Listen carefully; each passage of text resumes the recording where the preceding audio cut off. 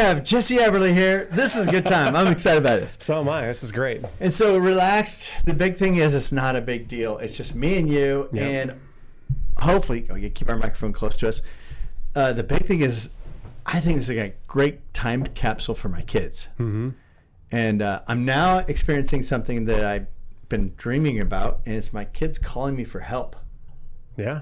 And I thought someday, the dream that I had was someday I will be gone. Mm-hmm. And my kids, my 4 kids, would go, I wonder what Dad would think about this. And AI is going to go, well, your dad would have said this. And I thought, would it be great to have this little inventory of things that Dad would share with them? Yeah. Or Dad's friends. So that's where the dream of this came out. I was going to name it called the Just 12 podcast for my 4 kids and their 2 kids, each one having 12. That's 12 kids. And so that's where this came from. So it is literally for our kids. So hopefully, and maybe some of our friends, our clients, mm-hmm. and some other people will benefit from it too. So that's the dream of this. And hopefully can just it's us just talking, because we do this a lot anyway, and true. Tell some good stories along the way. Yeah. You all right? That sounds great. Okay. Yeah. Yeah. So let's get right to it. Tell us your thoughts on politics. Oh, wow. Let's start off there. We're not going to warm up a little first? So, yeah. Well, the fun part now is, how does it feel now that the election's over for the rental world? So you tell us a little bit about, you manage properties, you help people. So what's that happen? What's happening there? So, I'm the owner of Rural Property Management here in Reading, and we manage almost 1,900 units or doors, which is exciting. And I would say, for me personally, I feel good that the election is over. Yeah, it's settling. You don't have the unknowns. People can now make decisions on investment properties, whether they're buying properties, selling. We actually have a lot of people right now that are selling. There's a lot of transition, I feel, in the market, but it feels good. And I think as a country, no matter what side you're on, the decision's been made, and it's now over, and hopefully we can move forward as united as possible anyway. And I don't know. I'm optimistic for the next 4 years, mm-hmm. and I'm looking forward to what's to come. It's amazing. After the election happened in November, I felt a little, okay. I felt everybody went, mm-hmm. And then New Year's came, and all of a sudden everybody woke up. But this week, after the inauguration, it's been all in. Yeah. To get this 3 hours into my calendar today was not easy. I was surprised. I've been about 6 months with no business. It's been wild. Yeah. And then all of a sudden it's just turned on. So definitely the culture has we're Americans. We're like, problem. What problem? Right. Move on. Yeah. So things have gotten busy for us too. Mm-hmm. And there's part of it is the slow, the winter season is slower, less people moving. Right. And then add the election into that. So now that's over, and of course we've had great weather here in Reading, and people are excited to be out and doing stuff again, and it's let's get moving. I better turn this thing off, I'm going to get interrupted with texts and calls. Yeah. So right now, what's happening with the rental market? Do we have a surplus? Do we have a lack of inventory? Mm-hmm. What are you seeing? So it's a very natural or a pretty normal market right now, even though it feels, I would say, slow, because we've had several years where there was very little inventory. It took years to recover from the car fires. So for a while we had so much demand where rents were increasing literally every month. Almost the same unit would rent for more if it was being renovated or turned, as we'd call it. Yeah. The next month for the same unit, we'd be able to get more than the one before for a similar unit. So that's not happening anymore. And we've just anymore. Seen this constant increase of rents. So I think that people got used to that, and there's some owners and investors that I still talk to that they're expecting the same mm-hmm. as what it was a year and a half ago or 2 years ago. Yeah. And it's not. It's different. So this is a more normal market, just like the interest rates are more normal, even though they feel high. But historically, this is pretty good still. Yeah. So similar with rentals. I checked back. There was, I think last I looked, there was 68 2-bedroom, 1-bath apartments available for rent in Reading. Right now. Whereas 2 years ago, that number would have been around 20 units. Wow. So inventory feels like a lot more. Mm-hmm. So actually, I heard you mention in one of your videos, I think recently, it was about pricing houses for sale. Mm-hmm. For me, of course, it's pricing units for rent. Yep. And again, if you price too high, then that unit's going to sit for a week or two, maybe a month. So you're better off pricing well from the get-go. Mm-hmm. And maybe you're to offer a move-in special, something to set yourself apart from the rest of the market. Yeah. Because again, for a 2-bedroom, 1-bath unit, you're competing with 60 plus others in that similar price range. What's your typical rent at a 2-bedroom, 2-bath unit? What's that rent for? $1,250 range. It's not bad, actually. Yeah.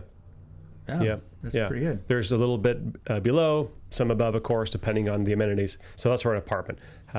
Houses there's not very many 2-bedroom homes, but whereas a 3-bedroom, 2-bath house, most of that stuff is going to be up over $2,000 a month now. Sheesh. Yeah, it's a little bit crazy to think that we're there, but again, it feels expensive for Reading. Mm-hmm. And when I talk to people who are from Reading, that feels expensive to them. Yeah. Like that's a lot because we're used to such lower prices. Whereas people moving from other parts of the country or even from from other parts of California, it feels very affordable because again, it's all relative. Just like our rents would be expensive compared to some places in the Midwest. Mm-hmm. So it really depends on perspective and where you're coming from. And yeah. So a person coming into town right now, they have $1,500 a month available to rent. Mm-hmm. What does that house look like? A $1,500 rent. So it's going to be either a nice apartment or say townhome, 2-bedroom. You'd have a very difficult time getting a house, like a freestanding home, in that price range. Okay. So for a lot of people, that's tough, right? Like maybe they've got a kid or a pet, and they want a little yard, and there just isn't a whole lot out there in that price range. So you're really looking at close to $2,000 to get a house. Okay. Yep. And $2,000. Let's do what that math buys you for today's rates. Mm-hmm. So if you were to go and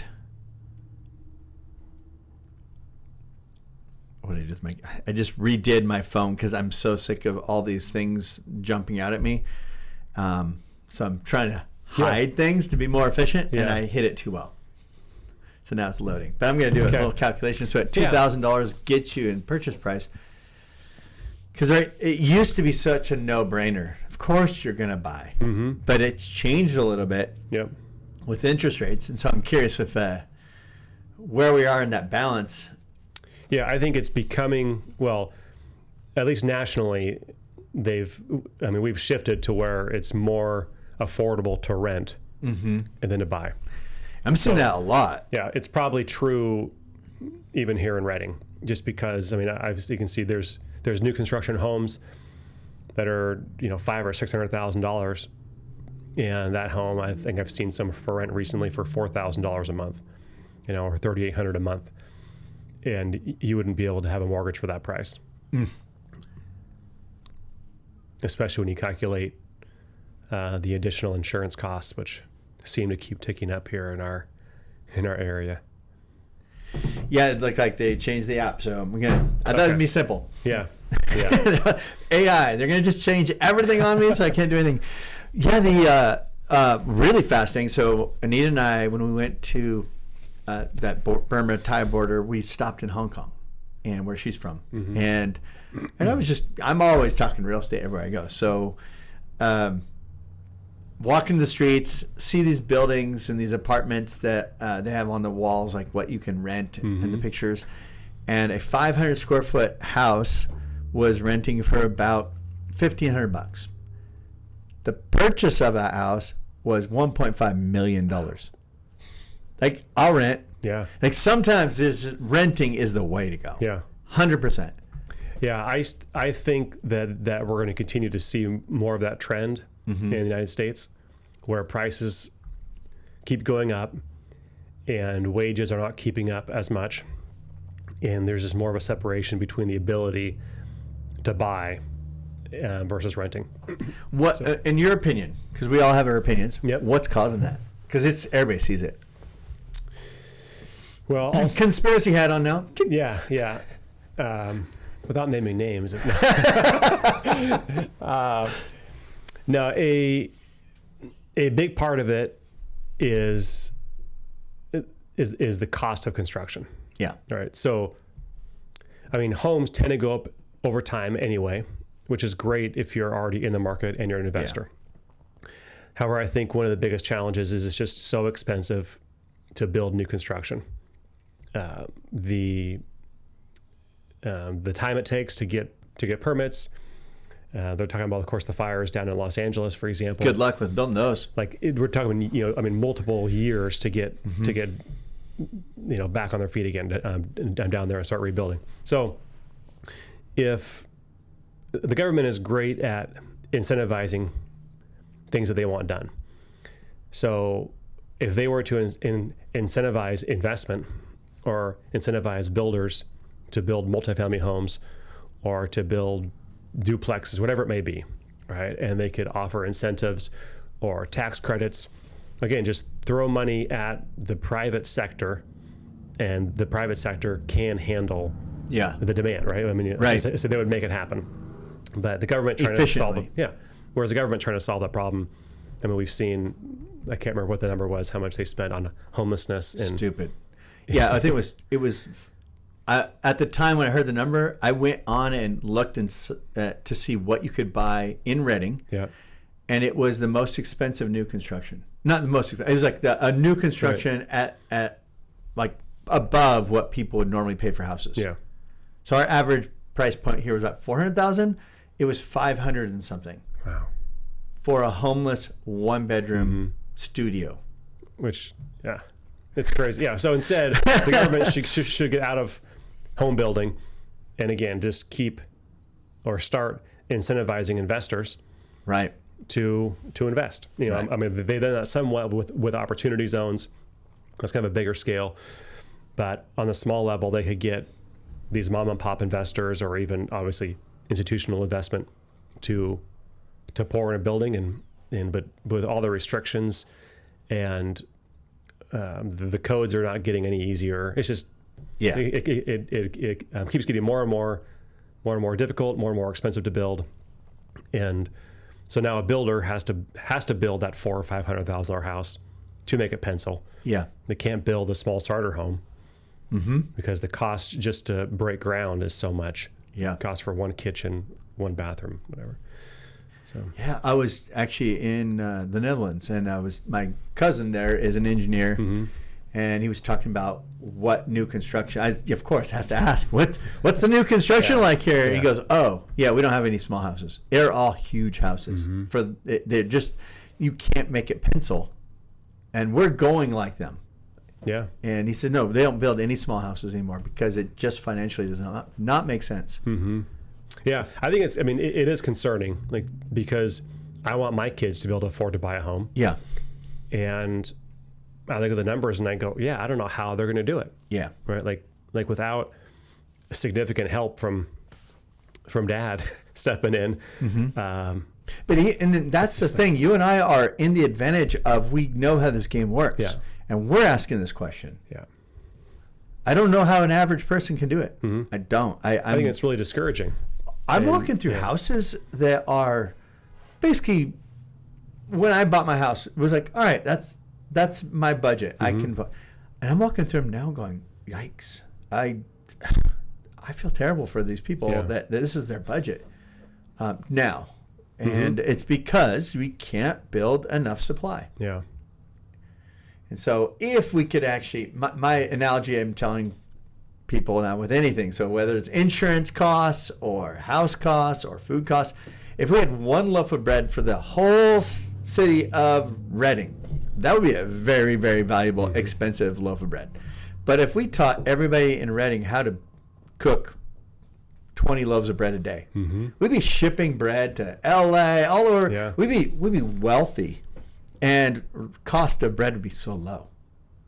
We just aren't allowing the supply game to work. Yeah. And I wish we could have some way that we really incentivize supply in every category. I get it. There's people who are corrupt and they screw up the whole supply chain with chemicals in our food and all that stuff. And we need to deal with that. But at the same time, if there are people who are doing it right, let's help them do it right. Yeah. Another interesting food route. While I can't eat bread here. And this is just I've proven it by testing out breads. Yeah. And if I eat a bread, even on a burger or whatever, I will feel it in my knees, in my joints. Interesting. It will hurt. Yeah. I'll hurt for a day or so. While we're in Europe, I thought, I'm going to test this bread because I keep hearing the bread's good. No problems.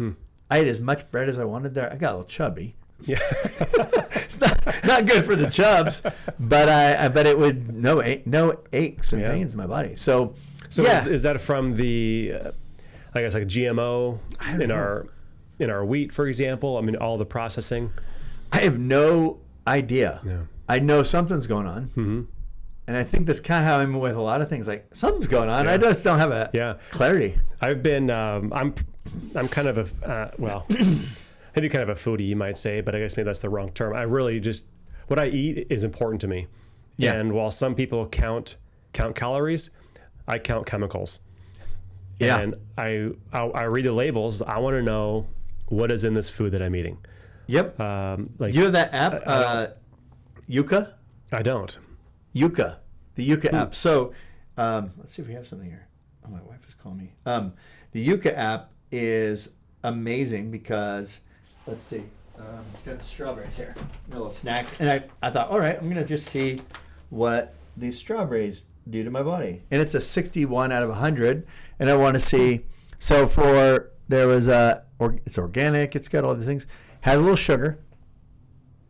And, but it's. And you just took a picture of what? That barcode.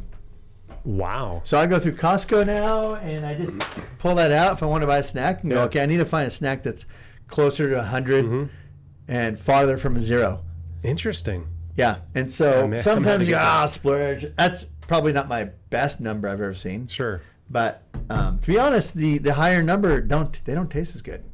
Right. But that's okay, I think, because what's making it, the taste thing is making you crave it, and I don't need that. Yeah. And I'm actually finding out I'm getting away from those things. Those strawberries, which in the beginning I actually was going to throw them away because I thought they're terrible. Now I kind of like them. Yeah. When things taste really good, or they just shoot off all my sensors, I'm like, uh-oh, what am I eating? Yep. This must be, monosodium glutamate or MSG, which I avoid. But yeah, usually if it is amazingly delicious, I think there's a reason why, right? It's not real food. We're eating food-like products, not actual food. Yeah, I went to, I'm not going to mention the name because it's probably a nice business, but I ate their thing and my hands went numb. Wow. Yeah. There's something going on. Yeah. Yeah. So, but and it's kind of sad because even, a business owner, say the restaurant or whatever it is, like they could feel that they're doing a good job. Like maybe they're trying to buy, good ingredients, or hey, we make this from scratch. But if it's a GMO corn product, right, or wheat or something, like, again, they may not realize that this is actually harming people or having this effect on people like that. Or at the same time, maybe it's, hey, this is where the numbers work. Financially, I can't afford to do non-GMO or to be 100% organic, even though I think that's what we need. That's what our bodies need. Yeah. Right. And I don't know if we should regulate it. I don't know how far, but we should expose it. Yeah. At least know, all right, I'm gonna drink a beer and I'm gonna drink wine or whiskey, and I know what's in it. Yes. Yeah, and I know what it's going to do to my body. Yep.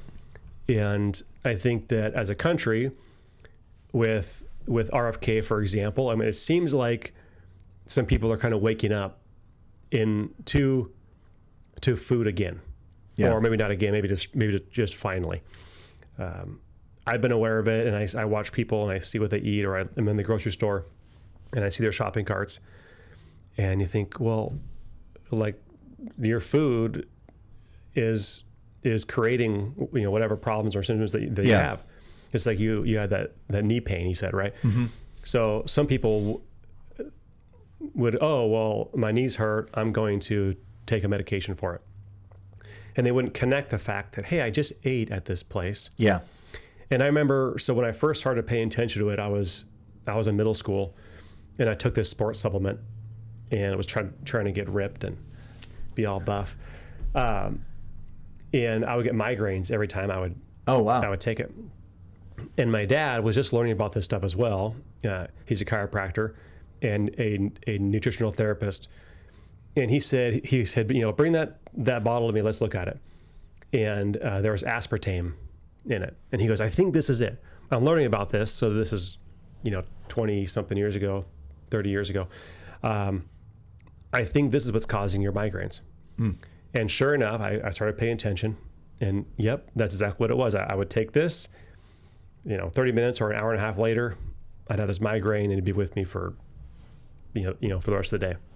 So that's, at that age, I started paying attention to those types of things. Mm. Or I would eat Doritos on the school bus on my way home from school, and I would get sick.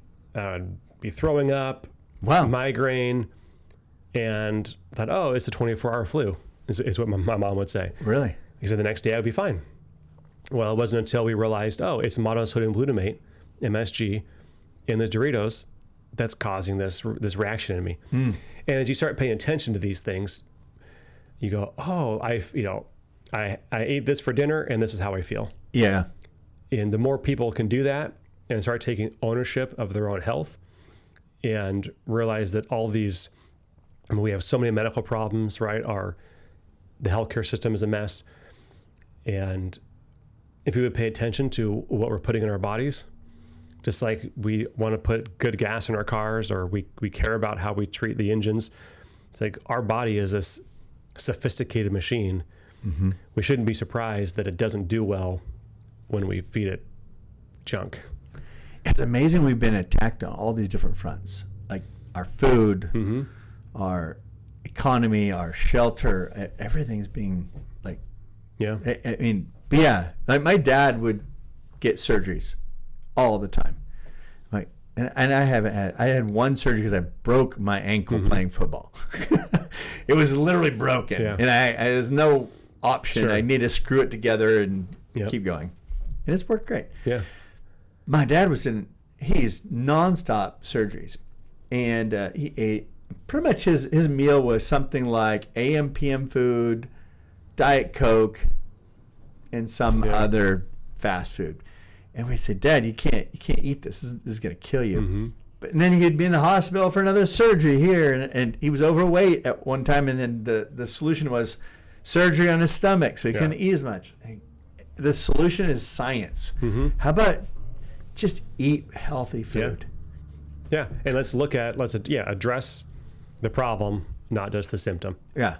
But it's hard. Like, I mean, sometimes we don't want to give up what we know is not good for us. Right. It's just so, I mean, it took me a long time. I used to love having basic carbs for breakfast.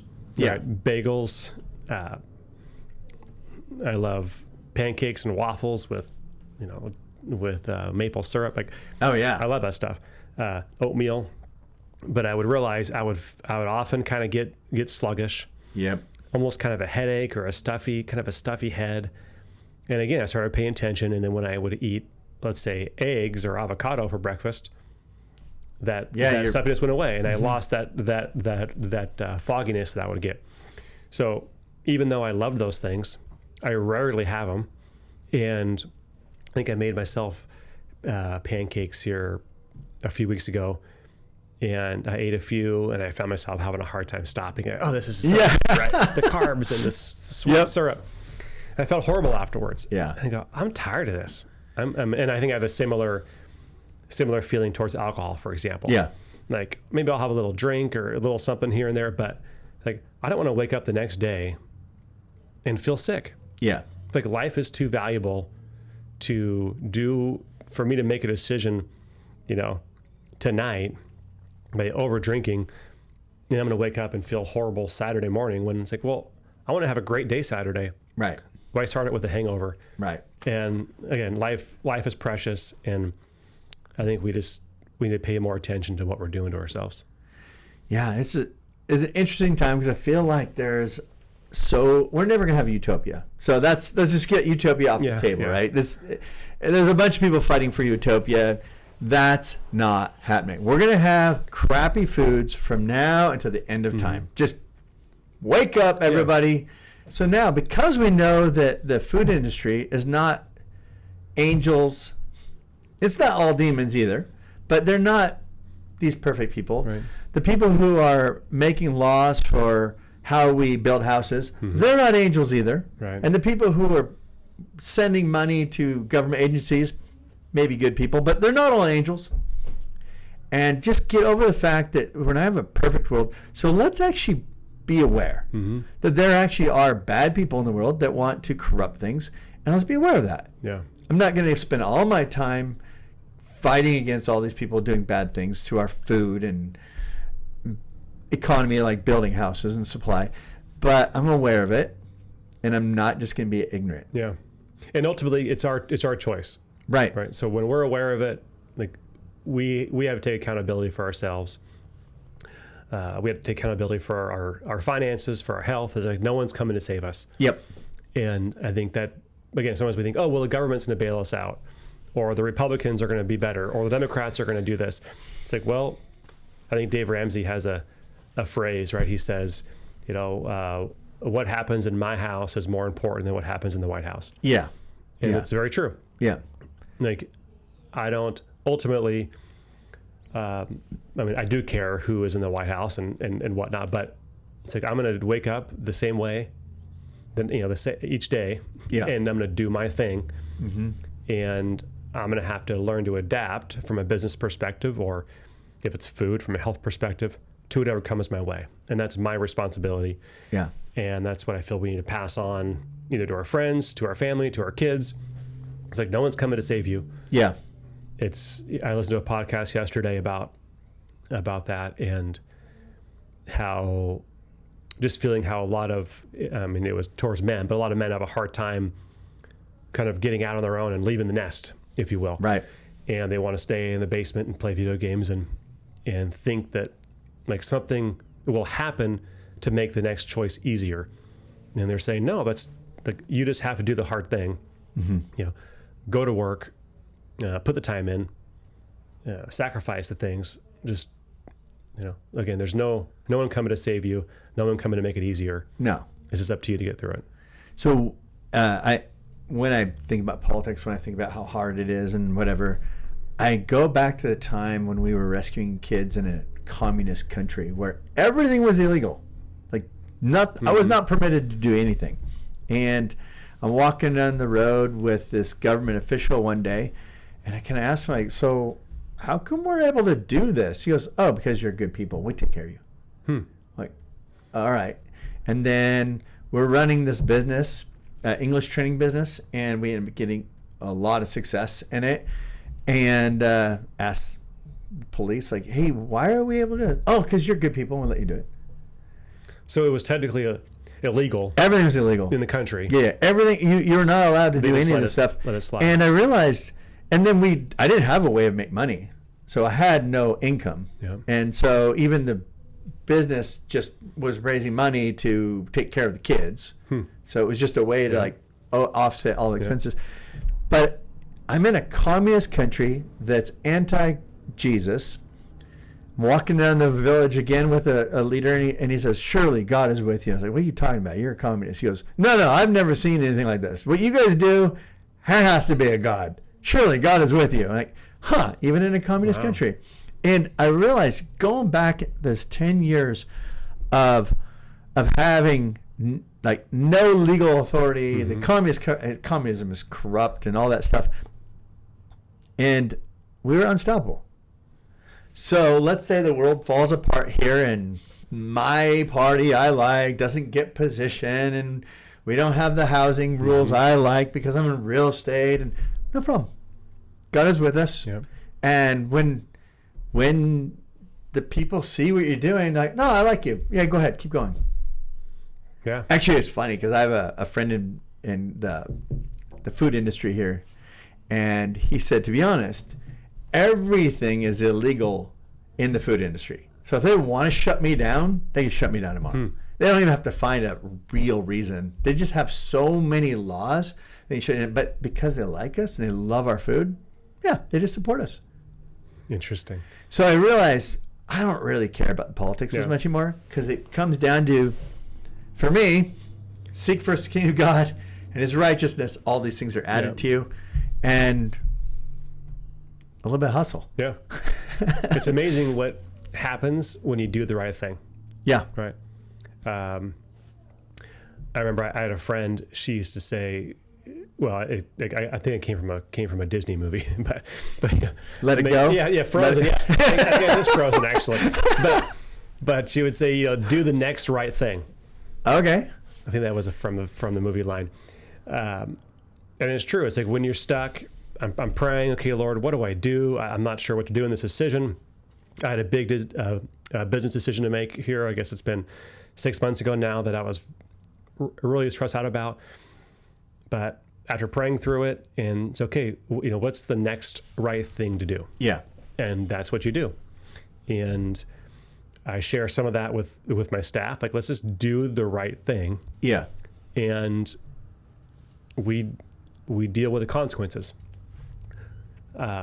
Most of the time, like, things work out.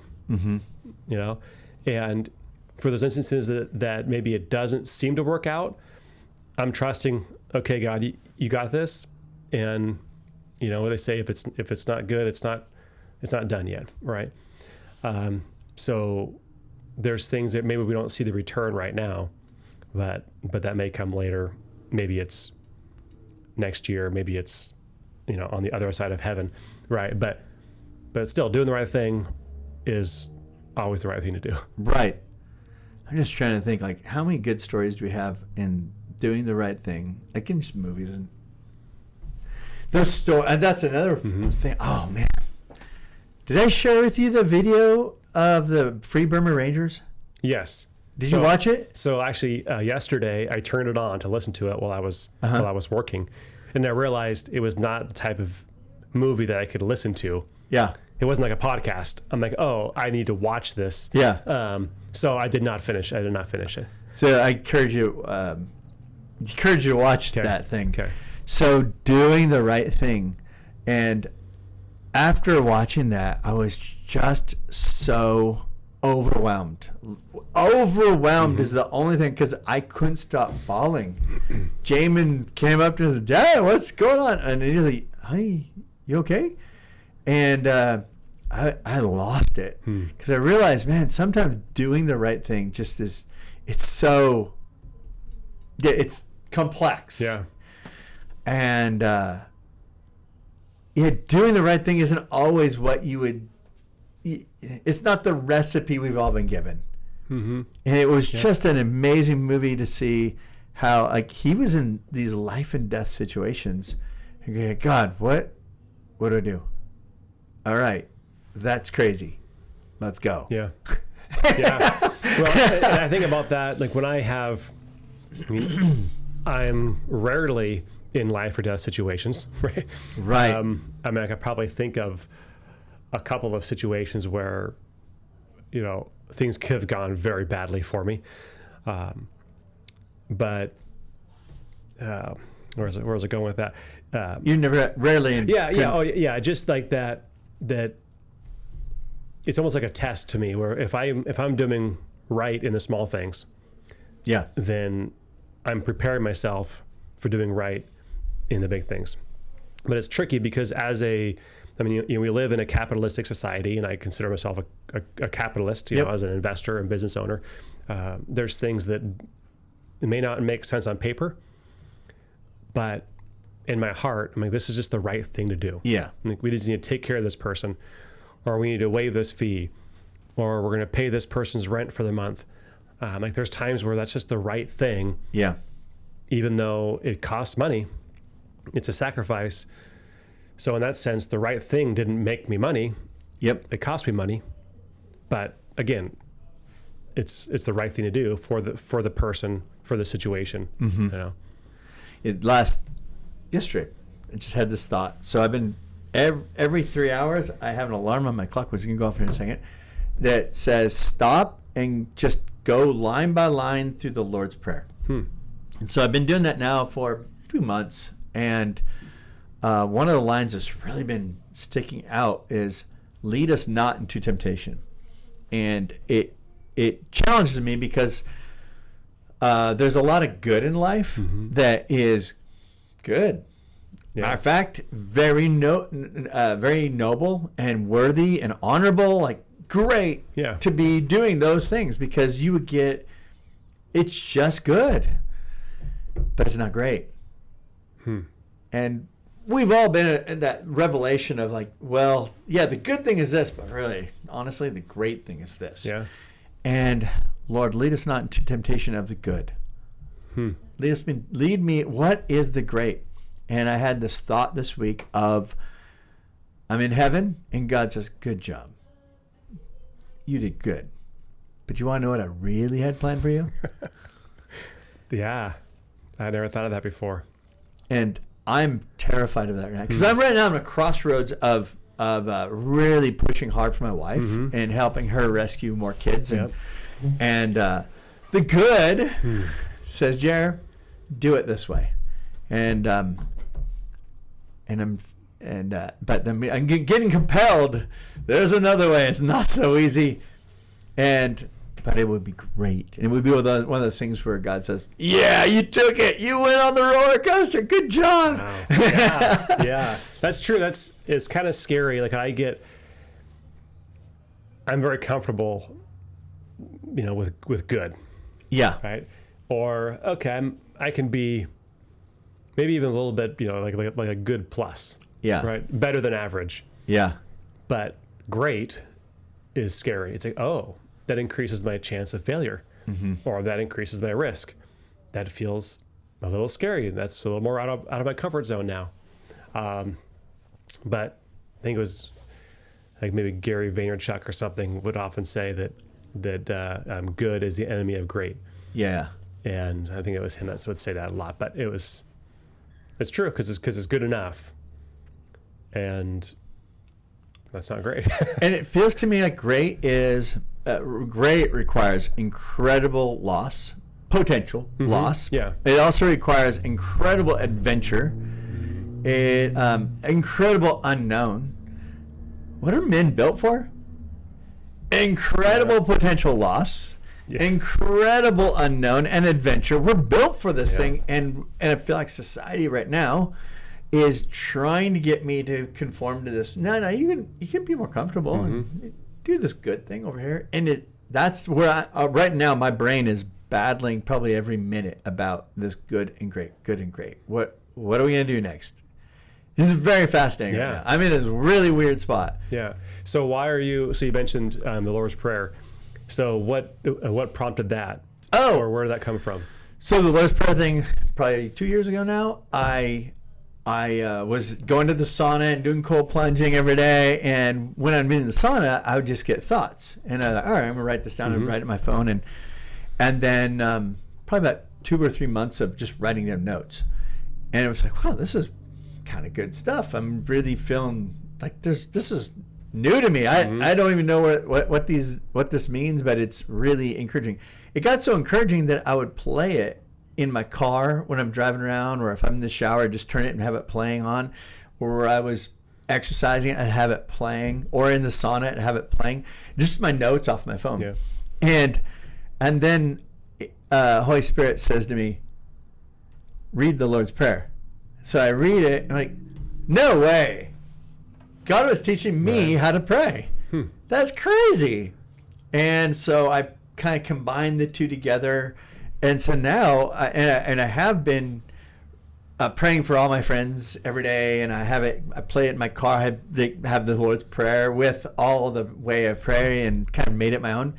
Well, then this last, I don't know, I guess felt like there wasn't any more grace on doing it that way, and the Holy Spirit said, why don't you just pray through now the Lord's Prayer and highlight, when you pray, now highlight what I'm showing you on each line. And it's been amazing. Yeah. And then actually Cole Zick, he mentioned something in one of the messages about stopping, and how it's just like different cultures stop and pray. And I thought, yeah, I'm going to put it on my phone now and just have it as like a reminder every time to just stop and do the Lord's Prayer and see what happens. So at 12, we'll do that. Okay. Sounds good. Yeah. But yeah, it's been so edifying. But that thought of lead us not into temptation, what is that about? Like, God, are you tempting me? Like, no, actually, he has so many good things for us, but they're not the great things. I never looked at that way before. Yeah. And I truly believe there will be, at the end of our life, he's going to go, nice. He's going to be so encouraging. Going, nice job. Yeah. You did the best you could with what you had. Nice. Want to see what I really had planned? Because it was a good story. Yeah. This alternate dimension thing. I wonder if that's how, I think about that in relation to our kids.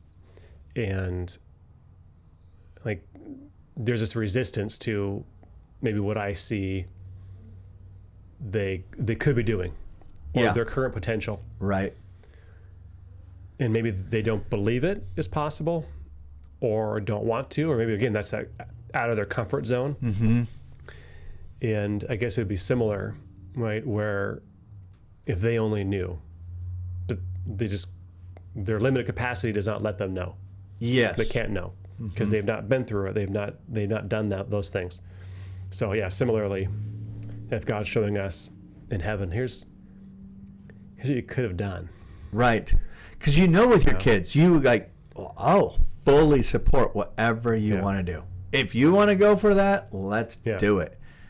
And if there's roadblocks we need to overcome, I'll help you with that. Now, I think it's 2 Chronicles says, the eyes of the Lord search to and fro throughout the whole world, looking for somebody to strongly support, someone whose heart is fully committed to him.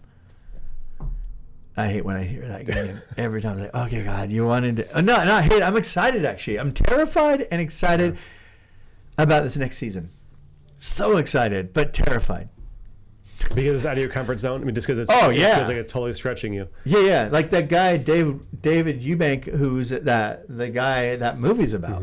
So I went on their website and just thought, let me see what they're doing, and there's a contact button here. Like, told them what I'm seeing, and curious if they had any connections with people in this one spot.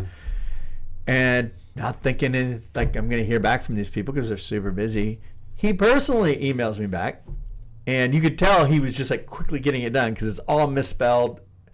But a few days earlier, I told Anita in the car, you know what? I feel like I need to be in Thailand on March 10th.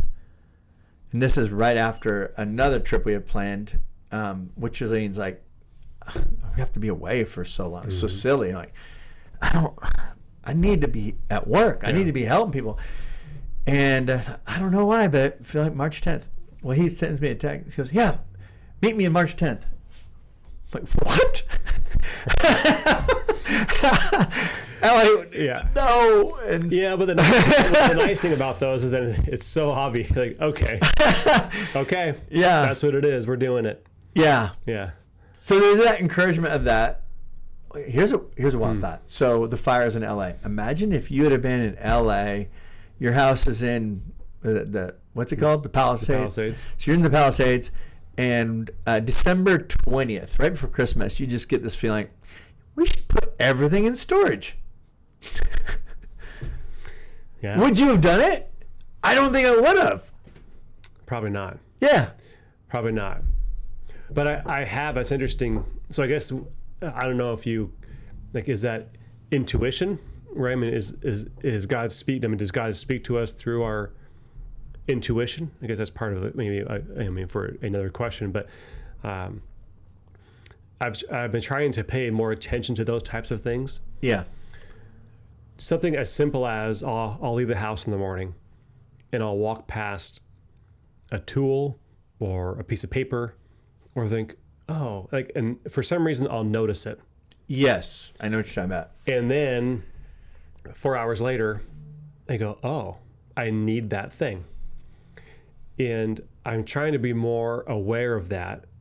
I'm going, oh, this is that thing that, again, is this God? Is this just, is it me? Is it my intuition? Like this foreknowing, if you will, that you're going to need that thing and, do that now. Whereas normally in, my busy life, I just keep going and think, oh, I should have grabbed that thing. Yeah. It's like, well, I did have that thought. So that leads to how I do my business, because I've got all these coaches that say, you got to make this many calls, you got to do this many contacts with people, you got to do this many emails, you got to do this many. And I think they're right. They are right. That's how if you want to build your business properly, these are recipes for success. Well, when I first started real estate, someone was giving me this book about this guy who would pull a chair out, 2 chairs, and he would sit next to this chair and talk to God, and he would just do it in his car. He'd leave the seat empty, and I thought, you can do that? Okay, I'll try. Right. So I began doing that. So in the morning time at breakfast, I'd put in a chair at breakfast, and when I'm at work, I'd put a chair by my desk, and when I'm in my car, I'd clear out the passenger seat and just imagine Jesus was with me the whole time. And so I began to do that, and I discovered he would say things like, turn the radio off. I got some ideas. And I'd come up with genius ideas I looked like I was 16. I didn't know anything about real estate at the time. And I went to number 1 in the market with these crazy ideas. And I thought, And since then, I've been kind of wrecked with coaching. It's like the coaching is good. They keep telling me the recipe. But the best coaching I've ever had is that chair. Yeah. And that voice saying, try this today. Now, it doesn't always mean it goes a straight line and you always have success. Sometimes I think he goes, will he do it? Wow, he did it. Yeah. And I don't think he really cares about what I think is success. The word that I've got, I don't know if you follow the whole idea of having a word for the year. Well, this is my first year to do it. And the word for this year is unstoppable. And everything is against me being unstoppable. But we've been unstoppable. That chair, that voice, the thing, it keeps giving me these little things to unlock to where we not stopped. So weird. Yeah. So weird. I can't. So here's an example of. So this week we have inauguration. The market turns back on. Well, my phone just blows up with people wanting to see houses. I think Tuesday, and so one is a client from the communist country. Next one is a client from the country that we went to after that communist country. The third one was the people here who you met, who she stopped. She goes, you know what? We wrote an offer at the house. First house they saw. She goes, you know what? This is such a gift for our family. I was sex trafficked as a kid, and I'm a trafficking survivor, and this is such a healing thing for me. I went, what? And then the fourth one was a missions pastor, and he's buying and making an offer on a house that's Thailand themed. And we're like, right now, our focus is the border of Burma, Thailand. And I'm like, all right, God, that's hilarious. Yeah. And then the guy, David Eubank, sends me the message, come on January 10th. Yeah. Wow. Not January, March. March. 10th. Yeah. That's and exciting. Okay. Yeah. What is that about? It feels good, though, when you start seeing those signs. Yeah. Because there's seasons of life where you... No voice, no sign, silence. Just... And again, that's where you go, okay, what's the right thing to do? Yeah. And maybe you don't know. And when I've had those roadblocks in life, I've prayed, okay, God, I'm I'm going to do this. This is what I think is the right thing to do. I've prayed about it. I'm still unclear, or I've doubt or fear, whatever. Here's what I'm going to do. And stop me. Yeah, exactly. I literally prayed, stop me if this is not. Lead us not into temptation. If this is what's not right. Yeah. And there have been a few cases that I have been stopped. Yeah. And it's like, okay, great. I thought it was the right thing, but okay. We went a different direction. So it's exciting. One of the things I remember my dad used to say a lot was, he was in sports, my stepdad, and he would say, we have coaches, we have personal trainers for working out, sports teams have coaches, and like we rely on them, we count on them because of their experience, their skill, etc. He said, what if we have access? Like, I'm wonder if there was a coach that just knew you better than anybody else, and that could see the future, and he kind of went on and on. Yeah. He's like, we actually have that. Yeah. Like, we have the Holy Spirit as like the ultimate coach, the ultimate personal trainer, and we just have to ask. Right. We just have to tap into that. It's up to us. So perfect timing for that. Let's ask him. So I get this, goes off every 3 hours, and I just stop and go, okay, I got whatever I'm doing, I have to stop. Yeah. All right. Our Father in heaven, holy is your name. And I just stop and go, man, this is the most influential, most powerful entity in the universe. Mm-hmm. And he's on my side. Okay. Your kingdom come, your will be done on earth as it is in heaven. And what do you have planned? What do you want? What's something you really, really want on earth, and you're like needing someone to do it? And I volunteer right now. What is it? And I kind of have an idea right now for me. Give us this day our daily bread. And I get a little notification every morning of all of our credit cards and bills that we have to run this business, and like, God, help us to pay those off. Mm-hmm. Help us to have more than that. Help us have more that we would be able to get these 70 kids supported and these 5 staff, and that we could get these kids out of these awful situations, that we'd have more money than we could ever imagine and needed to do that. Lead us not into temptation of doing the good way, the easy way, the satisfactory way. Help us to do it the excellent way, the great way that you truly want. And deliver us from evil. I know you have an ancient war with these entities of evil. God, lead us away, deliver us from that evil. I can't see it. I can't control it. I don't know where it's at, but you do. And help us outlast. And I know outlasting, this picture here is outlasting. So the fight where he outlasted George Foreman, and outlast and intimidate hell. Amen. Amen. And I do that every 3 hours now, and it's been refreshing.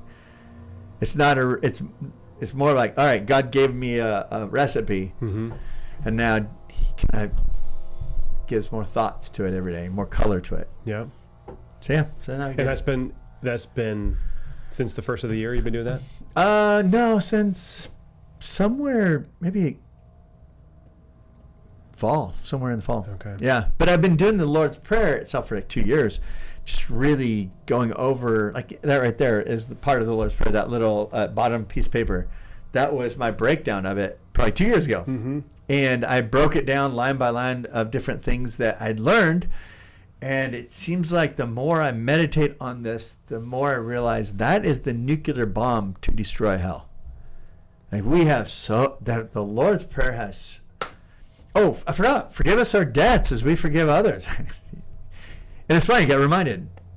But that one's the nuclear bomb, because we're not full. The world's not full of angels. Humans are not angels, and we got all these fences going on, and we make mistakes, but that one has so much power. And this room. So right now in America, we got some challenges. We're not Burma. Have you heard about what's going on in Burma? No. The civil war there. That movie's about this.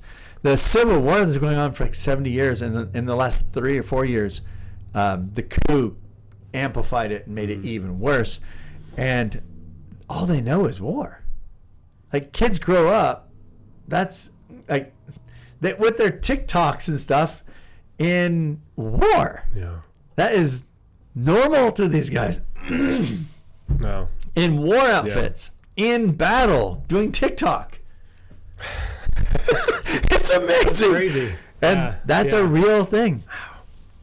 I guess I started, and this is I've discovered last night, was that whole part. Yeah. And but that is all offense. You've got the Muslim group, the Buddhist group, the Christian, the animist, and then you got people tribes, all these different tribes, and it's like so complex, and everybody's offended with each other because they've been shooting each other forever. Yeah. Like, God, we need the forgiveness. We need that forgiveness. But that Lord's Prayer is the nuclear bomb to destroy hell. That's my big preaching today. Sorry, got off track a little bit. Word, yeah. It is good. I recall, as a kid learning it, and we'd wake up, or not wake up. Now, before bed, we would recite scripture, and we would learn in verses, and just like they said, like through some of my darkest times in my life, I remember laying in bed repeating the Lord's Prayer, saying it out loud, and just believing that. Yeah. Even though I walk through the valley of the shadow of death, like fear no evil. Yeah. You're gonna love that movie. Yeah. Yeah. I'm excited. Yeah, I was a little bit disappointed actually, because I was working and I needed something, podcast. Oh, that's right. JR sent me that thing, and then I was like, okay, I can't. Can't be consumed this way. Yeah, it is definitely needs to be watched. Yeah, yeah. So what's the big project you're working on right now? Boy, so we went through, we're going through a merger in our business. So we combined 2 property management companies into one, and it's been a lot. Like, it's been a lot of work, hard on both teams, probably more work than we were expecting. Yeah. But then again, I think, well, I should have seen, this coming. And I knew there was challenges, but it was just more than we thought. And, but it feels good. Like we're on the, not quite the downhill side of it, but when you have all these problems or tasks or situations that just feel like they keep popping up, I feel like now we have our arms around it. Yeah. Right. Now it's like, okay, it's now under management, right? It's now under control, if you will. I guess it'd be like a fire, right? It's contained. Yeah. The work isn't over yet. There's still flames to put out, right?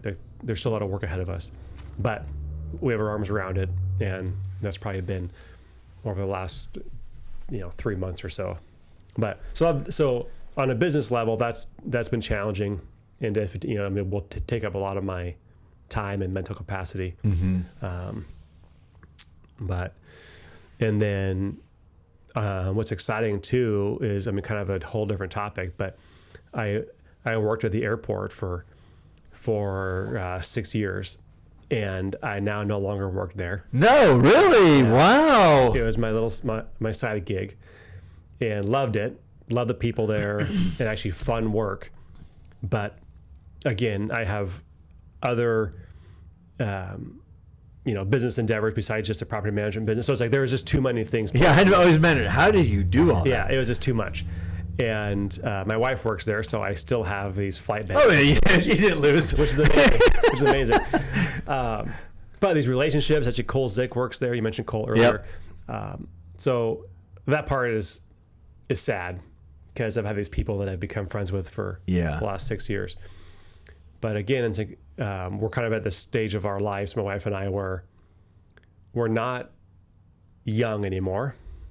We're not old, so I don't think we're old, Right. Yeah. But you go, wow, we're kind of in this prime Yeah. of life. We still have the health. I'm still pretty physically active, even though I might hurt after I go snowboarding here in a couple of weeks. Right? But it's okay. What's important? And I can't just work, because I tend to be a workaholic and kind of have been for most of my life.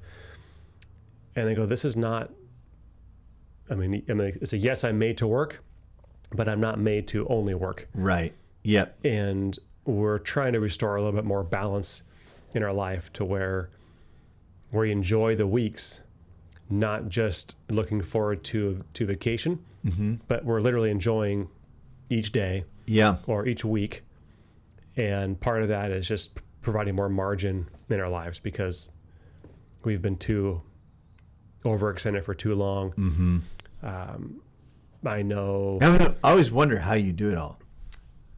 Yeah, it's a lot. I get that question a lot, actually, and from my 20s, I've been going, just grinding it out. 50, 60, 70-hour weeks sometimes, where I just put in more time. Yeah. Or I think, well, people aren't going to outwork me. If I want to be above average, I'm going to work harder than the next person, or I'll put in more time, or, whatever. And it's cost me a lot over the years, or, in life. There's things I missed out on with my kids because of it, which is, I'm not happy about it now, and I can't go back and change it. It is what it is. But I can change today. Yeah. I can make choices today.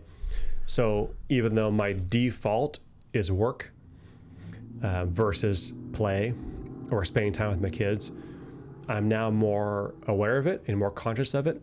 So I'm trying, again, to go, oh, I also need to play. Last fall, kind of in the middle of this merger, I took a week off and went to Tahiti with my wife and friends. And again, it's like, it was horrible timing. Yeah. And a lot of me did not want to go, which people sounds fun. Oh, you didn't want to go to Tahiti? Yeah. But I love to work. Right. I get a lot of pleasure from it. I get a lot of satisfaction from it. Right. But I think I need a break. Yep. It's time. Yep. Like, I don't just work to work. I want to go enjoy myself. And we had a great time. It was wonderful. But it's things like that. And, again, spending time with the kids and all the other things in life that make up life, besides just work. And that was a big part of the change with the airport job.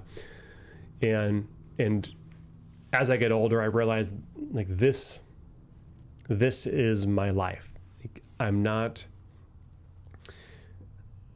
going to arrive somewhere and go, oh, now I've made it, or now I've arrived at my life. Like this is it. It's just each day, each week goes by. I can't believe we're in 2025. I remember when the election felt so far away. Yeah. And now it's like, oh, that was months ago.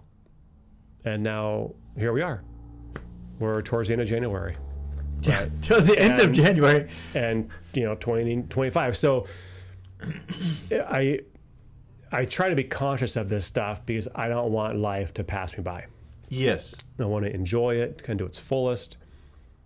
Like, say, okay, God, what do you have for me? And if my head is just always down working, then I believe I'm gonna miss stuff. I'm 43. 43. I'll be 44 in March. Isn't that crazy? 40 years is gone. Yeah. And another 40, you're 83. And it's gone. Life is a vapor. It's fast, and it's scary. And of course, as you get older, then you have more people that you knew, or that that have now passed away. Yeah.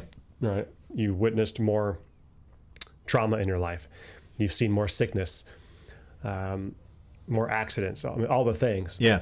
And it's just, I try to use those to not make me, sad or depressed, but rather like almost energized. Like, okay, this happened, and I'm still here, right? My friend passed away. This is it's sad, and it's unfortunate the way it happened, etc. But here I am. So what am I going to do about it with my life? Mm-hmm. I can't change the past, or right. But I can change me. I can impact myself. I can be purposeful in my interactions with my family and my friends. And what do you think's triggering that thinking right now?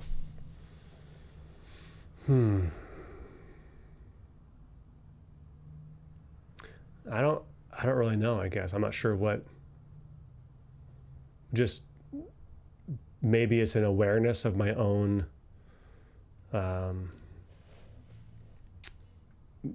mortality, right? Just like, hey, like this is not going to go on forever. Right. My parents are getting older. They're in their 70s. They're not going to be here forever. Mm-hmm. And my wife's parents have already passed.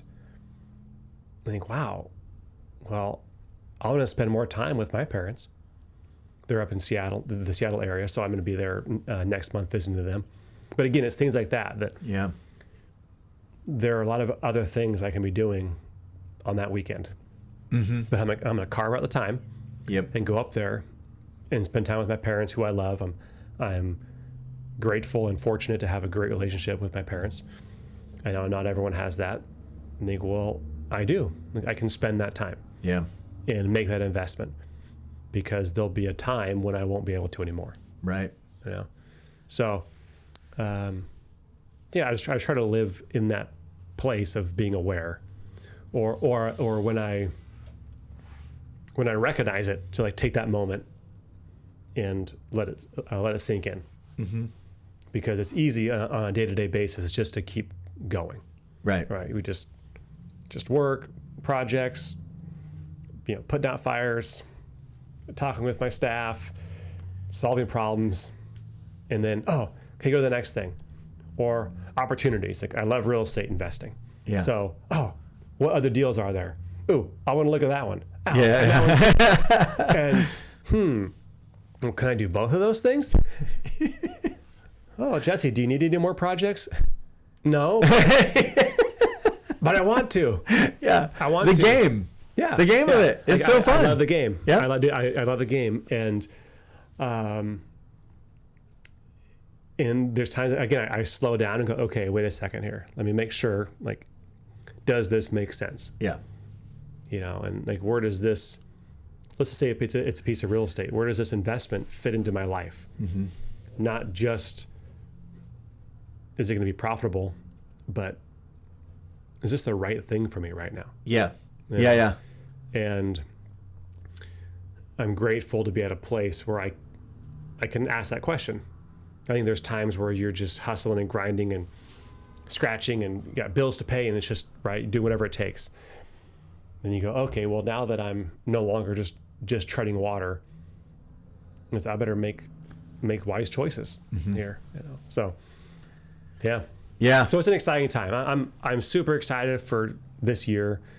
I probably feel more excited about 2025 than I have for years. Yeah. I just feel very optimistic, and I think maybe that's a combination of just changes in our country, maybe a shift kind of nationally, but also just personally and professionally. I'm excited. It's all coming together. Yeah. Yeah. And what a great time in your life to have the strength of your life. Like, this is your best health. It's probably the place you're at the peak, really, in a lot of ways. Yeah. And to have everything kind of coming together for this time. Mm-hmm. Yeah. I can relate though. Like there's a part of that hustle of the game, and like real estate. I love it. I love the real estate game, especially helping clients and walking them through the process. And thinking of like maybe not being able to do that all the time hurts. Because I love the game. I love seeing, like, I just left this house and I wasn't even my clients. It was I'm representing the seller, but I had to meet with the buyers for some reason. And they were freaked out and going, game on. Let's unfreak them out. And I walked away and they're like shaking my hand. And I mean, it was so bad that I actually said, sorry. And I opened the door and said, I just want to have a way out while you're talking to me. And literally said that out loud. That's how bad it was. Wow. Because you're intimidating me right now. That's scary. And I had to like make sure the door was open because they were in my face. And that's how we started. Yeah. And the game of like, all right, how do I defuse this bomb? And by the time I left, they were telling me about their business, telling me about their life, talking about their things they love to do, and how they actually know a little bit about you. And it's like, oh, we're buddies. We're buddies now. And I love that part of the game. Yeah. It's true. It is fun. It feels good to solve problems and help others. Yeah. You know? And something that I think about too, which is kind of maybe a little bit deeper, but on the overworking thing, is sometimes the question comes up, or whether it's on a podcast or like, with the therapist, it's okay. Well, what are you compensating for? Oh yeah. Yeah. And again, I try to be aware of those things. Mm-hmm. It's like, well, what is it that am I trying to prove something? Is it proving to myself? Is it proving to others? It's like, what is it that drives me? Mm-hmm. And it's like, I can kind of, theorize or think, oh, maybe it's this or that. But again, it's like, I don't know. I'm just driven. I just like it. I know others don't have that same drive, but it's like, for some reason I do. Mm-hmm. And I think I have from a young age. You obviously have, yeah. Yeah. All the things you've done. But so what was your first business? My first, the first thing I did was I sold shells and lemonade on the side of the road because we grew up by the beach. So she sells seashells. Yeah, exactly. By the seashore. So I remember my sister and I, we had a little stand, and we would collect things on the beach, and then we had lemonade, of course, because every kid's got to have a lemonade stand. And that was one of the first things I did. We also would go around the neighbors and we would collect cans and newspapers, which is funny because it's a different population now that we see out collecting cans and whatnot. But I did that, and then my parents would bring us to the recycling center, and we'd get money. Yeah. And then I had an uncle who was successful at a young age in a cleaning business, and I'm like, oh, I'll be a cleaning guy. I'll start a cleaning company. So I was right, I guess, after high school. I had a job, but I also did this cleaning business on the side, and I hated it. Like, I appreciate and I value a clean house, but I realize I don't like cleaning other people's houses. Ugh. And I'll never forget, we were cleaning this, it was a friend of mine, and we partnered on the business, and we were cleaning this gal's house, and she was I'll say a middle-aged woman, but I don't know how old that is anymore. For us, she was quite a bit older. She's probably 25. But she had tons of makeup and powder, and her bathroom was just covered in this powder. And we cleaned it, I don't know, it was every week or every other week. And I remember I broke her this crystal powder jar. Oh, no. And it was, like this fancy thing. And I had to pay her this money, or I did free. And just realized, like, I just worked for X number of months for free, to pay for this thing. I quickly realized this is not the business. This is not the business for me. But so I went on to do other things, and I think about that time, I had read the book Rich Dad Poor Dad. Yep. From Robert Kiyosaki, and that is what, like, put words and almost like a kind of an action plan to what was inside my head. Yeah. It's like I believed that this was true, or I'd heard stories, or of course this is before the internet. You couldn't just look stuff up. But I would, you talk to people, or my parents would have people over, and I remember one guy said, "Oh, they would talk about this person as if he was kind of well off or wealthy. It's like, well, what does he do? Is, oh, he doesn't really have a job. I thought, well, how can he be well off and no job? And, oh, he does real estate. And we're thinking, oh, I like this real estate. Yeah. Again, you start learning about it or hearing about it. It's got to be easy. Yeah. And anyway, so that definitely got me excited about it and started leaning towards them. Okay, I want to build businesses and invest in real estate. Mm-hmm. And that was kind of the rich dad, poor dad model. And that's what I've basically been doing for the last, 25 years. And love it, and I'm excited about it, and I'm having fun. This morning, because I texted one of my roommate from college, I texted him this morning and said, I got something you're going to want to do. You want to go on this with this adventure with me. And it hit me. We love these games, these business games, because we help people. You're helping people have either a structure that they can rent, or you're managing the structures for other people that they can rent, and you're helping people have this experience of life in a home, which is kind of a big deal. Yeah. Have a home for Christmas and Super Bowl and sleeping and family time. It's not a little thing. No. But we also want to go on some adventure. And I just had this thought of like, because not everybody's going to be like me. That's just going to say, all right, I'm just going to drop everything. Yeah. And I'm not really going to drop everything, but kind of, sort of. And compared to what other people, most people like a vacation. So I thought, what if you had this thing where you could have pros on a mission, like professionals and people who are really, really awesome at something, but just have this ability to like, but I want to go do something really crazy that's going to help a bunch of people. Yeah. And just, I don't know, that like knowing like we can't just drop, like we need homes. We need to build a bunch of new homes here. We need people to make food. Right. We need this stuff. But we also want to do some other wild adventures too. So are you thinking when you say pros on a mission, just like going to like an African safari type thing, or like building homes and like I mean, what do you mean by that, or what? It could be all of that, but no, I think I'm thinking more of like because there's such a massive problem. There's 50 million orphans. There's 150 million trafficked children. There's almost 300 million with no education, and recently, why it's become so urgent to me, it's almost like one of my own kids is now kidnapped.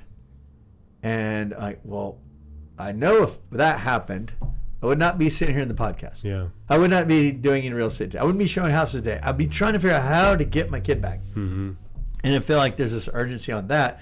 But not everybody can just go do everything. But what if I could be the ringleader? Yeah. I go, hey, well, what if we have this thing where like you could, because right now we're building 20 homes for these people that literally built their house out of they're refugees, so their homes got blown up in Burma.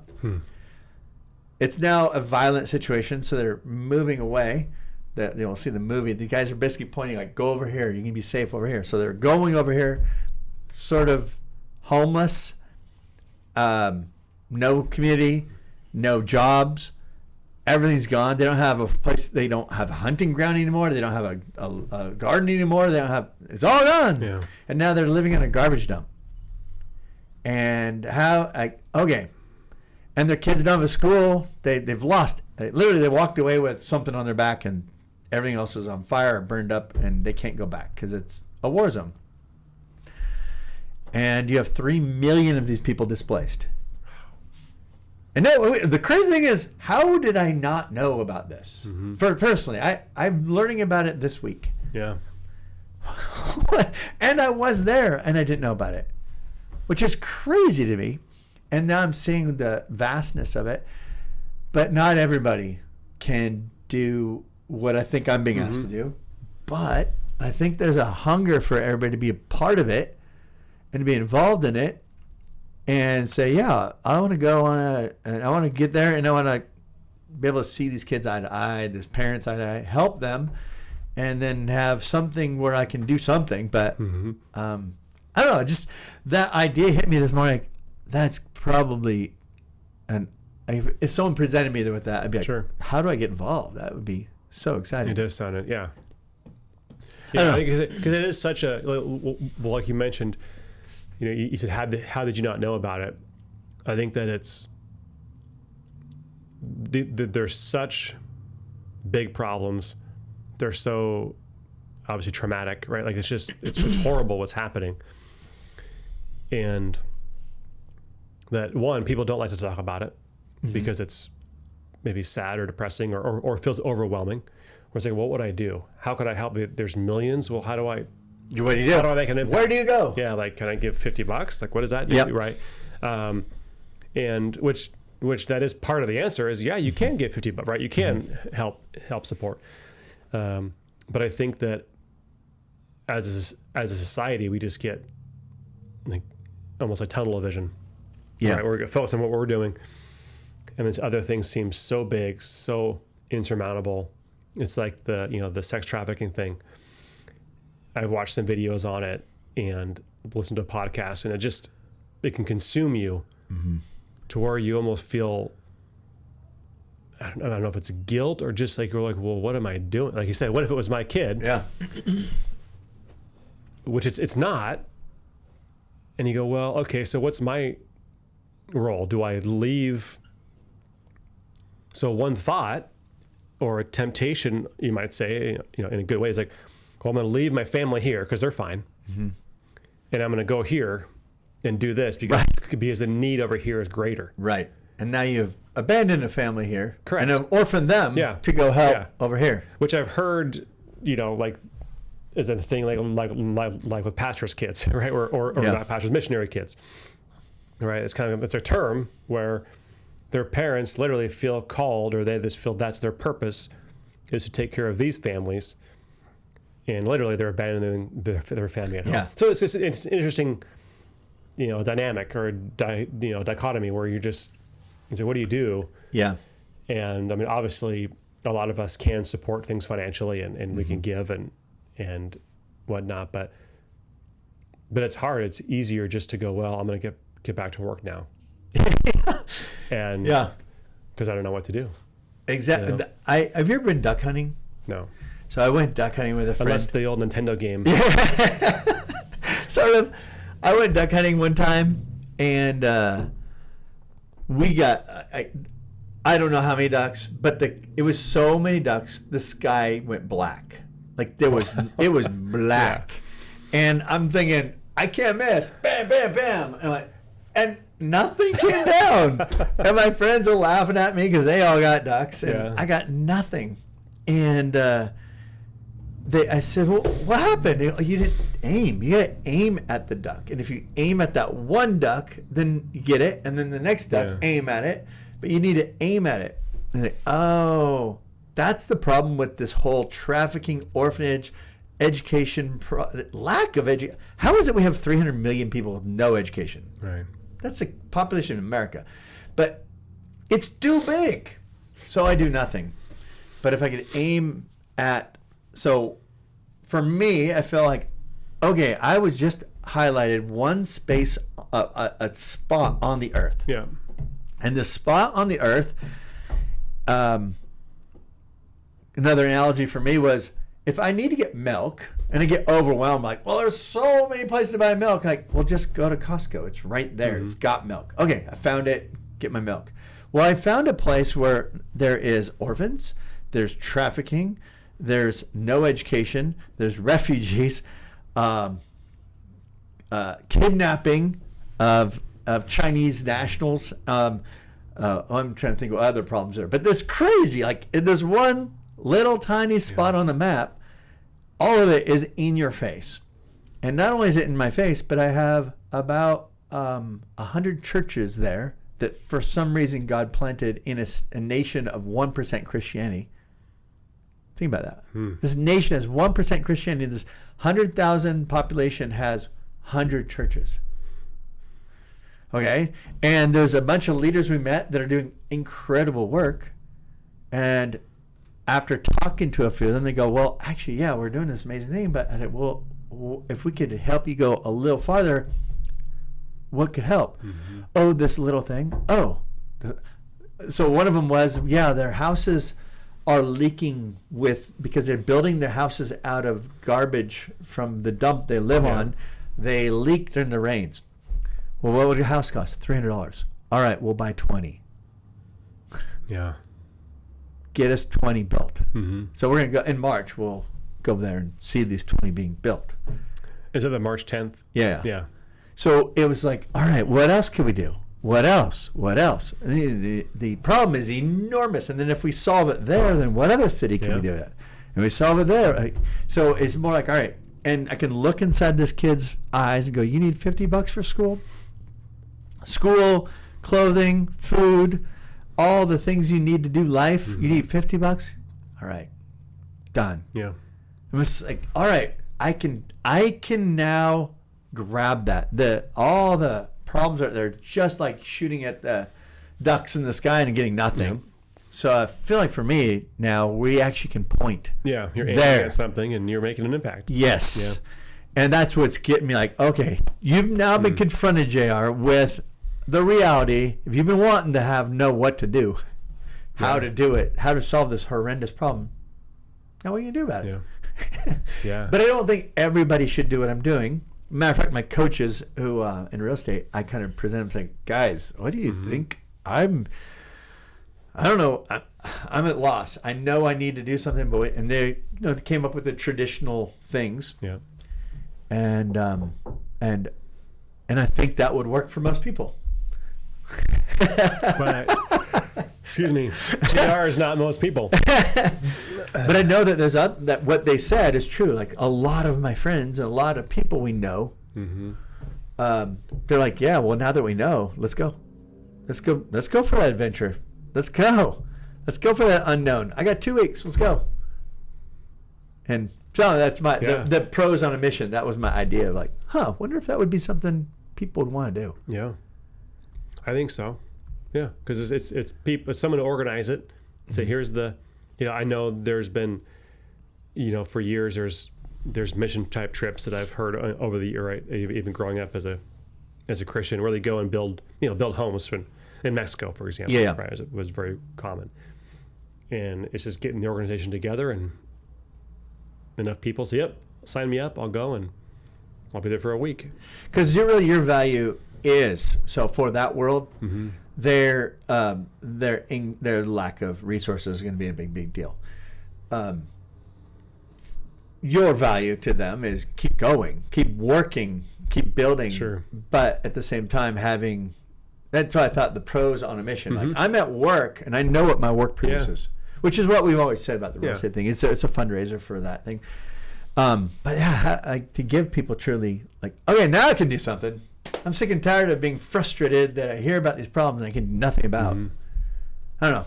Yeah. Just brainstorming.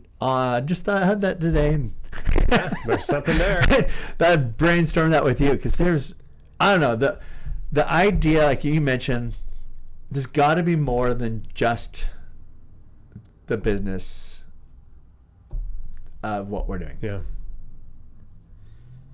There is. Yeah. There is more. Yeah. And it's choosing what that is, because there are so many things we can do. Yeah.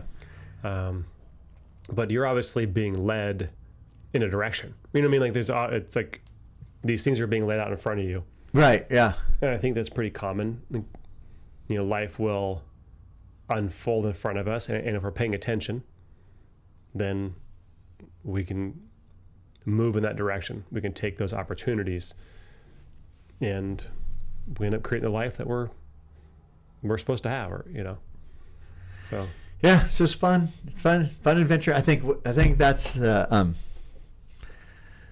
enough about me. Is that what you're most excited about, like for this year? Then is that? I think. Well, it's interesting because you mentioned how your time of your life. So this last weekend we dropped our daughter off at the YWAM base in Circuit Riders down in Huntington Beach, and it's like that's our we got the oldest three, Amanda's going to optometry school now. Josiah's off in Humboldt and going to school and working in sales. Actually, he's calling me. It's so fun now. He's calling me about sales questions. And then Abby's going off to missions, and then Jamin's going to be with us forever. And we're like, oh, we know this day is coming, but this last weekend, so many things opened up, and interesting how I knew to plan for this weekend. I didn't really like process it at the time until all of a sudden these things are hitting me in the face. Yeah. So this weekend is kind of like a big landmark for Anita and I. Like, well, what's next? Because we could go and do anything. So who knows? Yeah, that's an exciting time. Yeah, it's a great problem to have, you might say. Right. Like there's all the opportunities, and when there's stressful things coming my way, I think, you know what, I'm going to be grateful. Like, yeah. I've been entrusted with all this responsibility. I have to make all these decisions or choices, or I have choices. Yeah. Right. Something to be super grateful for. Like, wow, look at all these problems. Yeah. Look at all these opportunities for growth. Yeah. That I get to be part of. And if you look at it with that perspective, usually the outcome is better. And then people trust you with more things. Right. It's like if you're faithful in the little, you'll trust you with more. So, yeah. It is fun to see. So when before in that communist country before, we literally had no resources at all. And one time I remember thinking, all right, we had an accountant with us, like, can you just figure out like what was our budget this year we spent? She goes, yeah, we were over several million. I'm like, what? Where did it come from? Yeah. She goes, honestly, it's pretty wild. And she showed me like, how did these people hear about it? She goes, I don't know.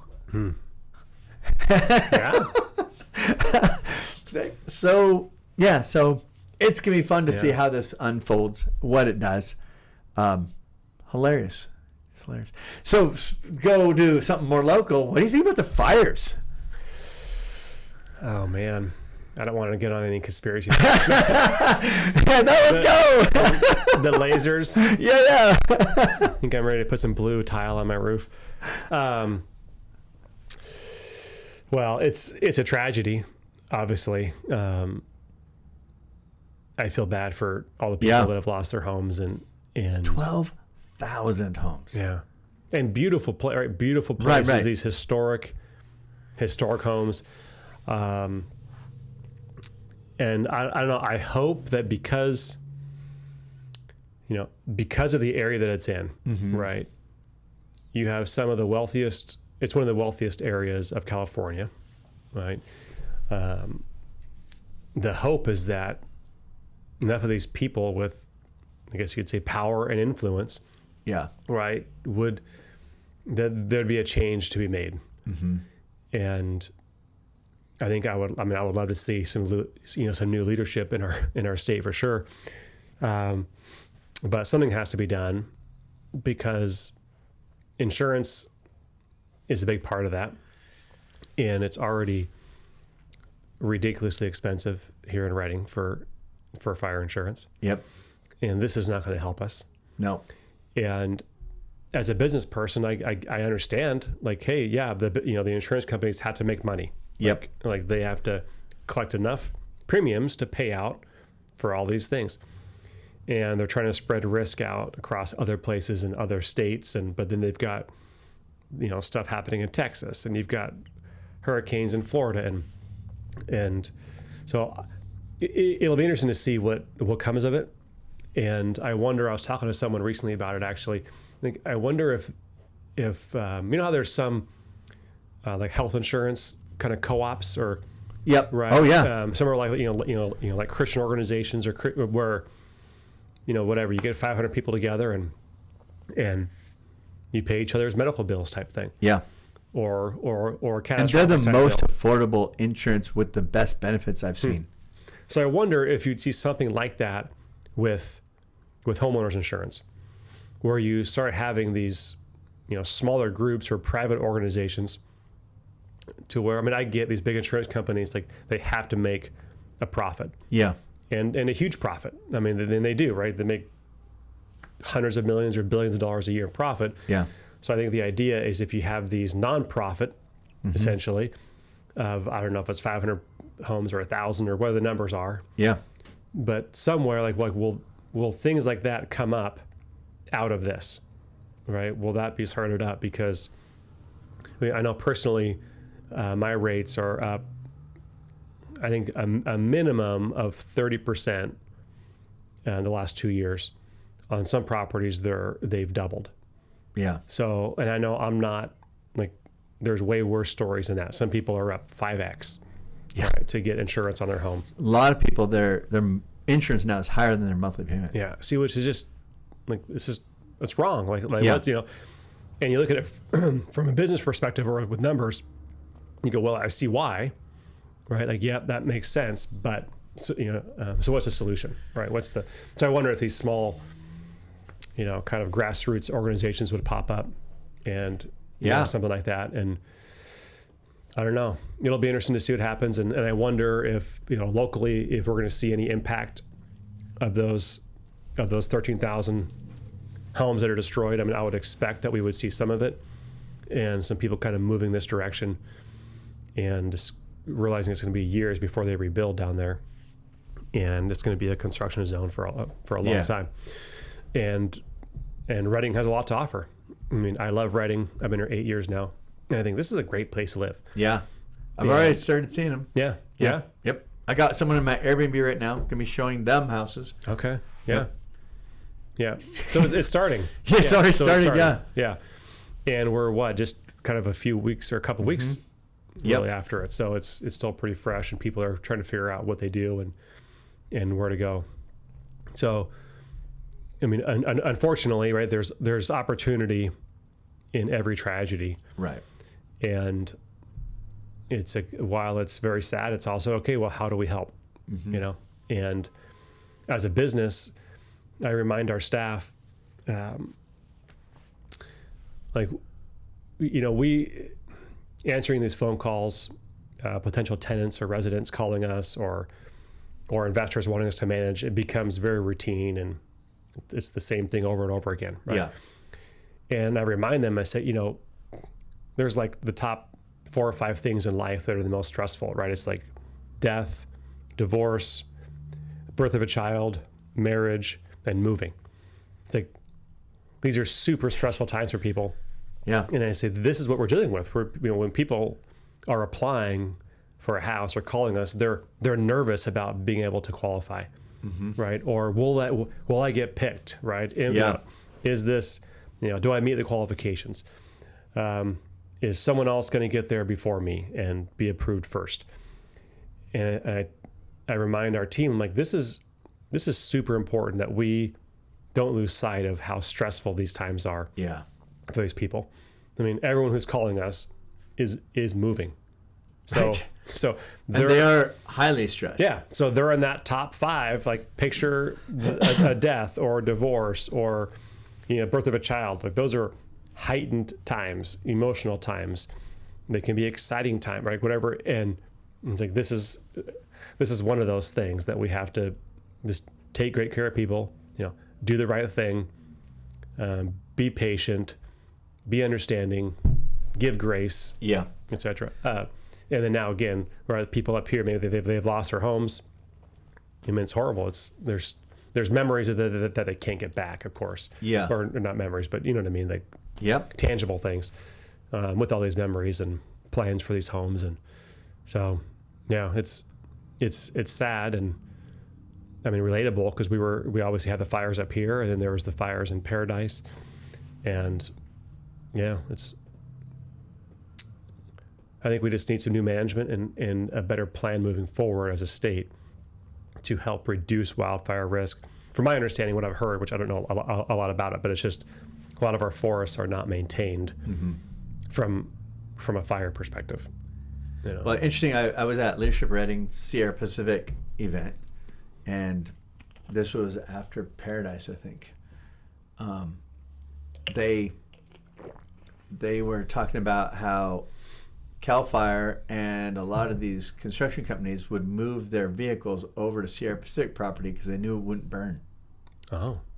because they had proper land. Yeah, because they're management. for profit. They have to make sure they protect their investment. Interesting. We're not protecting our investment in our, Yeah. in our state's forestry lands. Yeah.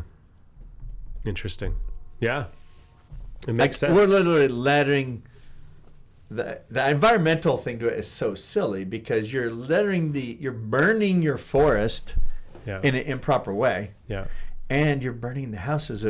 Apparently, one of the reports that can come out of LA is how toxic the air is down there. Yeah. That's, and yeah, I hadn't thought of that. So That's a scary thought. It's so the environmental arguments for this is just it's no common sense to me at all. I think everybody likes forests. Oh yeah. Why burn them? Yeah. And beautiful beachfront homes and Yeah. beautiful places and Yes. And- And then when you burn those beautiful beachfront home, it is not just a campfire. It is poison going into the air. Yeah. All the stuff that we can't even Yeah. throw away in our landfills. Like literally. Yeah, when you remodel your house, tree of lumber. Yeah. you cannot move that to the landfill. Yeah. They will penalize you for Yeah, that. exactly. But you can blast it in the air, and it's okay. Yeah. Yeah. So yeah, it's got to be some common sense to it. And I know there's all this political going back and forth, and watching our leader handle it has not been good for him either. No. I don't know if you've watched some of his. It's wild. Like Yeah. he literally will lie, get caught on the lie on video, and then gaslight you to the point like, oh, okay, I guess that's how it is. Right. What? Well, and again, that's where hopefully things get exposed enough, Yeah. right? And now I do feel we have, just with the change in the presidency, there's more support, maybe for some of that. You know what I mean? Like, there's just, I mean, I guess I don't know on certain directions. Well, at least it'll be a down, little bit of but yeah. enforcement of Yeah. common sense. Like because I guess the federal government does give money to states, Right. and if they say, well, you're not following the common sense, we're going to cut you off. Yeah. I could see that. I think that's what we've been lacking a lot of is common sense. Yeah, because I don't think it's a Democrat Republican anything anymore. We just lost our brains. Yeah. Yeah. Like, that doesn't make sense. It's not practical.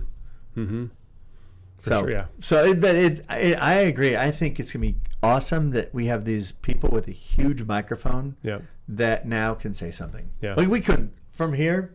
Who's gonna listen to us? Right. Or even Paradise. That none of us are gonna be heard, but they will be heard. They're actually on TV all the time right now. Right. Yeah. Yeah. Yeah. The common sense thing, it's interesting, kind of back to the cost of building, for example, right? It kind of made me think about it.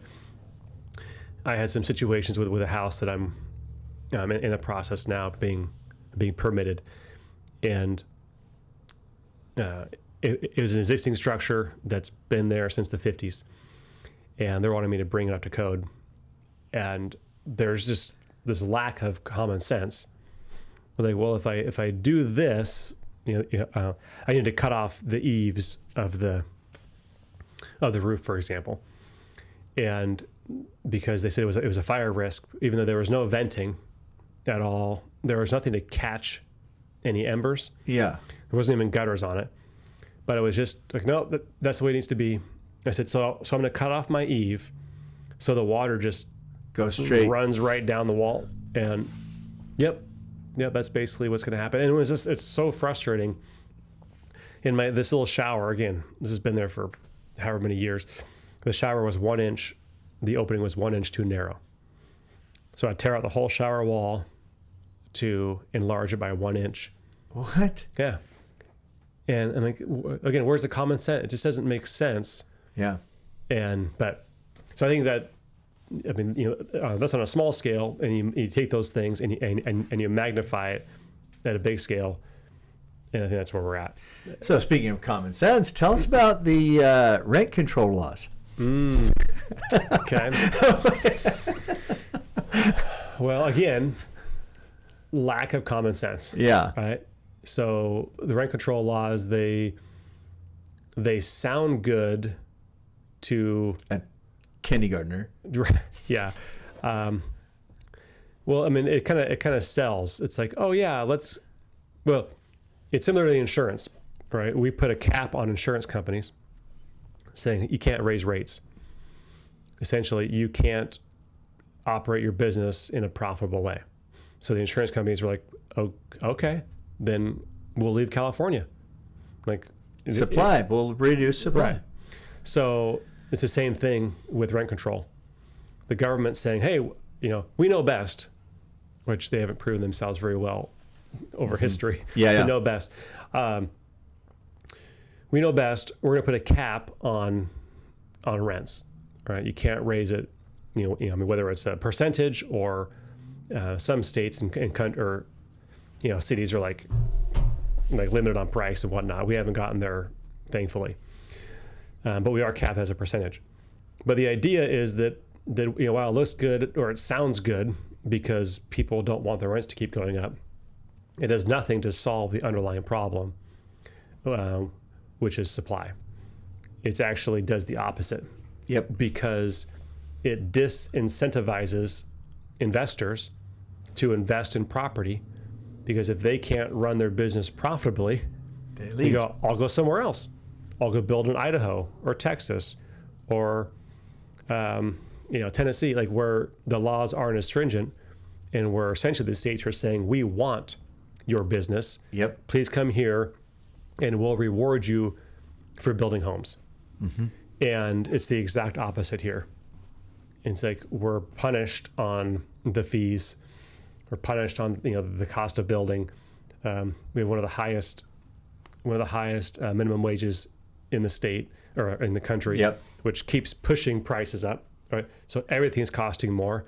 Costs more to build a house. Costs more to remodel. So we turn dozens of apartments or houses every month, right? Turn meaning someone moves out, we go in there, replace flooring, carpeting, right? We work with all the different vendors across in our area, and those costs keep going up. Yeah. So it isn't the landlord making more money. Really, it's just being spent out all across the right. With insurance is up, so we have people now who are selling their properties because they can't afford the insurance. Yeah. Same with, we have a bill, it's called SB 721. It requires all elevated walkways and, so decks and stairways and walkways on 3 units and above to be inspected and essentially kind of certified as safe. So there's a property, it's actually on the market right now. Like the owner got a $40,000 estimate to fix the problem, and because of this balcony law. So again, they just can't afford to keep it's so expensive to be in compliance. Yeah. Right. So back to the rent control thing again. So if homeowners or investors, which most investors are just people like you and I, right? Mom and pop organizations. They have a couple of rentals. Maybe it was their first house and they want to, help plan for their future, for their retirement. So they're going to keep their first home and they come to JR, they buy their second home. Mm-hmm. Excuse me. And they're now a landlord. And they are limited on, okay, you can't raise your rent, even though your costs may have gone up, even though water heaters cost more than they did 5 years ago, mm-hmm. et cetera, et cetera. Yeah. We're going to cap your rent. And so again, there's no incentive to build. And money, let's say money goes where it's treated well. Yeah. So if California does not treat investors' monies well, then you're going to have a lot less of it. And that's why you have so much less construction. I mean, the multifamily construction in our area, or even in California in general, is minimal compared to, say, Texas or Florida. Right. Right, because money was being treated well there. So these big investors, which is what it takes to build, this, say, a 200-unit apartment project, for example, takes a lot of money and time.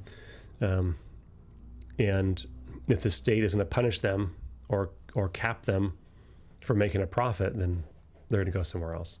So what do you think the reason is the state wants to punish people for bringing their money here? I think it's which I think is a great way to say it. Yeah. I mean, all I can think of is that it's a political, it's a buying votes. Right. So the current people here. Correct. Yeah. Yeah. Keeping them poor in their. Yeah. So if you can, run a campaign on, let's say, rent control, like that seems really well intentioned. Even if you're not an investor, and let's just say you own a house and you have nothing to do with the rental market, you hear rent control and think, oh yeah, that makes sense. That's a good thing. Like, let's not let them raise rates. Yeah. And again, that's just not what it's just the service. It'd be, I'm trying to think of a good analogy with food, but it just does not, it literally makes the problem worse. Yeah. Like, it doesn't keep it the same. It doesn't make it better. It actually makes it worse. Well, I was thinking if you had free food. So you have a government fast food place. Yeah. And it's, of course, it's going to be cheap, right? Because what's going to do to all the businesses? Right. You're either going to have really expensive food because people can afford it, or it'll put all the low-end places out of business because nobody will go there anymore. Yeah. So then this will be the option you have as a poor person, this crappy government food, but it's cheap. Yeah. Well, we're kind of there, right? I mean, the subsidized food is the cheapest. It's the potato chips. It's the junk food. I mean, it's subsidized. Yeah. It's not, because like farmers will be incentivized, for example, to grow, like say soybeans, right? Soy is in so many things. Okay. It's a horrible for our bodies. Okay. It's not good for us. But that's where the money flows through. I mean, to me, which again, it's kind of I call it it used to be a conspiracy theory. Now it's pretty much true. Public knowledge. Yeah. But no, it's just like, hey, all these, you follow the money, and whether it be like, healthcare, which is like really kind of sick care. Hospitals don't profit from healthy patients. They get profit from filling hospital beds. Yeah. Right. The vaccine companies don't profit when everyone's healthy. Yep. They profit by people being sick and needing the next vaccine. Yep. Same with food. Like, again, if we were to turn things around and like, rather than, subsidizing junk food, right? What if, again, an example, we have like CalFresh here, right? Like food stamps. Mm-hmm.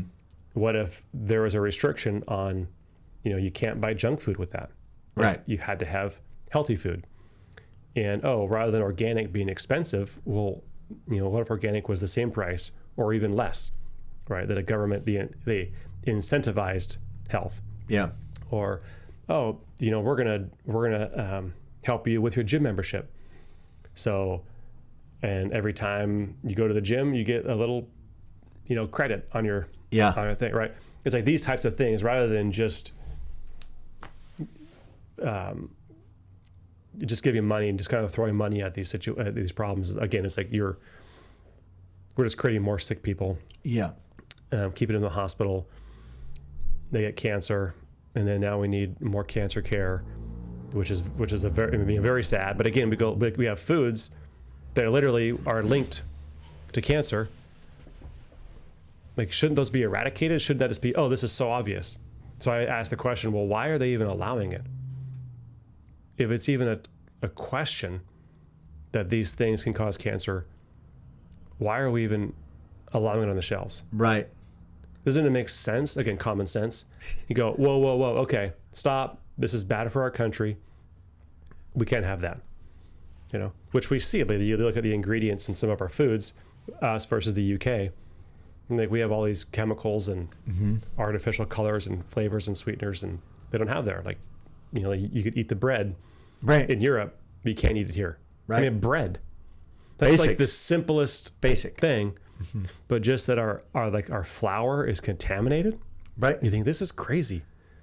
Like what's happened? Where's the common sense of, again, let's incentivize health and all these things. So I don't know how we got off on that from rent control, but well, it's all kind of common connection because none of it makes any sense. Yeah. Which is why I a lot of times ask, what's the root cause of these things? And I know there's politics. I know that there's greed. I know all that stuff. But it does boil down. We are in an ancient war that goes way back in biblical times, Adam and Eve times. That this thing wants to destroy us. The nature of it is kill, steal, and destroy. And we're not out of that war yet. Yeah. And I wish all of our politicians were angels. I wish all of our citizens were angels. I wish we had everything in utopia, but it's not. Right. And so if we need to just be aware, there's something out there that wants to kill, steal, and destroy us. And this ancient war has been going on a long time. And Jesus comes along and gives us this Lord's Prayer thing, which I believe was one of the key ingredients to destroy the works of the devil. So I don't know. I come back to that always. Like, okay, I guess I grew up in church from 12 on. And I kept hearing people say in church, Jesus is the answer, and I never got it. I never connected the dots. Now I'm realizing, wait, actually, Jesus is the answer. He gave us the weapons to defeat this ancient war. We just keep saying, well, there's no God, there's no war, there's none of this stuff. Matters. Yep. And so we're ignoring a basic principle and allowing all these things into our life of insanity, of rent control. Yeah. Food destruction, just weird stuff that makes no sense unless there is an enemy that wants to kill, steal, and destroy. Yeah. I don't know. I can't keep going back to those root causes. Yeah. Because if you think about doing the right thing, or about, like scripturally about, say, our bodies being the temple of the Holy Spirit, well, then you would take better care of it. Yeah. Right. You would care what you put in your body. You'd care what you eat, what you drink. Do you exercise? Are you treating this body well?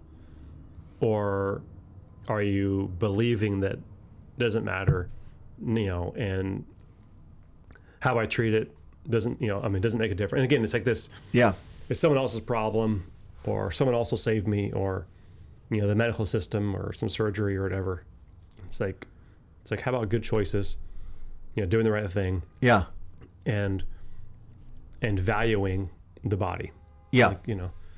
And you're hearing now all these people who probably were a little anti-God before and pretty strong about it, but are now waking up saying, wait a second. What I've been hearing from them is the fact that evil exists has made them realize God exists. Yeah. So you're hearing that a little bit more now than ever before from people I would have never expected, who were very humanistic.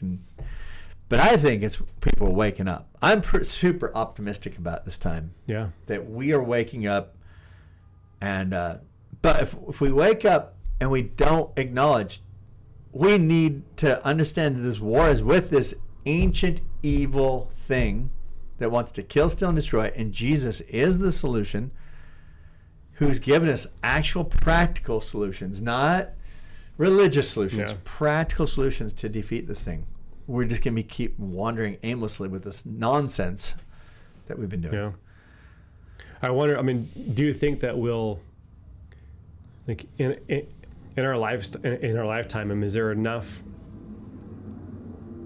is it possible that we can get enough momentum, enough people thinking that way to where we create this, not a utopia, but just a really healthy, thriving society? Like, is that even... I think if you get rid of selfishness, you might be able to, but I don't know how you get rid of selfishness, because people think in self-interest. And then you go back to that idea of lead us not into temptation. A lot of times we like comfort. We're selfish. Yeah. We love comfort. And we'll accept okay, which sometimes means you accept an enemy into your territory, and you're tolerating an enemy who's now destroying again. Yeah. So now you got this guy's. Yeah. I think you somehow have to get rid of selfishness and comfort and all these things that we are so drawn towards. Because the food's a no-brainer. Yeah. But we love it. Yeah. Comfortable. Yeah. And I guess within, well, I think about alcohol, right? I think, okay, well, Jesus drank wine. Like, that's been an age-old debate, right? Yeah. About Christians drinking alcohol, for example. And so it's like there's a lot of things that are okay in moderation. Yeah. Right, that are, so like all this food and all the getting, maybe it's back to self-control. I guess maybe there's the fruits of the Spirit. So like I said, back to Jesus again. And it goes like the path is narrow. It's the narrow path, and it just reminded me, like, man, all the stuff they told me as a kid is real. It's all, it's all coming back. Everybody likes to walk off the path, and for me, I think I'm a competitor. I love competing, and I compete in my business. I compete for my clients. I compete, and so one of the things is like, okay, so everybody's going to wander off the path. I'm not. Yeah, I'm going to be the most dedicated to stay on the path if I can. In game form, like if people are wondering where's the path at? Oh, JR's over there. We bring it over there. They can find the path. Hopefully, where'd JR go? Yeah. Can I ask you a question? Yeah, a little different topic, but about real estate. Yes. Like, where do you foresee the next, say, 5, 10, 15 years out for real estate in Reading? So in Reading, if nothing changes and our government is compelled to keep printing money, stop new construction, make it hard for more homes and all that, I think we're going to just keep seeing prices keep going. It's like they're probably accelerating higher, making it impossible for people to buy it. I think if nothing changes. Yeah. Now, the black swan things that can happen is somehow government regulations in California change, and all of a sudden we have a building boom. Yeah. We could drive prices down. So it requires some black swan events. And I definitely think we'll probably keep going. No matter what, we'll go up in value. Yeah. We're like the most affordable spot on the West Coast for what we have. And I feel it's still a little bit nobody knows about us. What's the word here? Unknown? Yeah. Unknown. It's kind of a secret little space. So as soon as we're found, and then so if we are found and we have industries showing up here, because like what a great lifestyle you guys have, great environment. It's right in the middle of Seattle and LA. It's like this is a no-brainer for companies to be based. Yeah. I think we're going to continue to go up. If we have some black swan event, because everybody's waiting for the price to drop, we have too much selfishness, too much comfort for these political people, and they are communicating to people who seem to believe that they are telling the truth. Right. So I don't know how that changes. I know an investment in Reading is going to be very well worth it. Yeah. Long term. I could see prices stabilizing for a time, like if supply came on. Yeah. I mean, they're not going to build homes and sell homes for less than they are today, right? Like that doesn't make sense. But D.R. Horton is showing us what the lowest price point you can build at. Yeah. And they're literal experts. Yeah, that's right. That's and we know and so that's the bottom line. Yeah, they can get stuff at the lowest price. And right now, wrote an offer for $635 today on one. Wow, and that's like a 3-bedroom, 2-bath. It's actually really nice. 4-bedroom, 3-bath, has an ADU on it. Oh, yeah. So it's actually really nice. That is nice. Yeah. Yeah. Do you see ADUs continuing, growing in popularity? Huge. You're going to see another side. I think of side businesses, insurance. I think if we could create a side business for insurance for housing, also a side business of building ADUs. And now our friends at US Offsite. So they're building those, and so I think they're positioned really well for the ADU game. I think it's going to be a big industry. Yeah. I want to go and meet with them. And I can get you connected. Yeah, that'd be great. Yeah. That I feel like there's, if we could, figure out kind of a strategic way or a systematic way to have, maybe it's 3 models, for example, right? Like I think about all the investors that I represent and work with. It's like, man, if we could sell, 50 of those, right? Or 100 of those across our portfolio to keep it brings the price down. It streamlines the process just because it's faster now. And there's of course there's variables with lot sizes and access and whatnot. Yeah.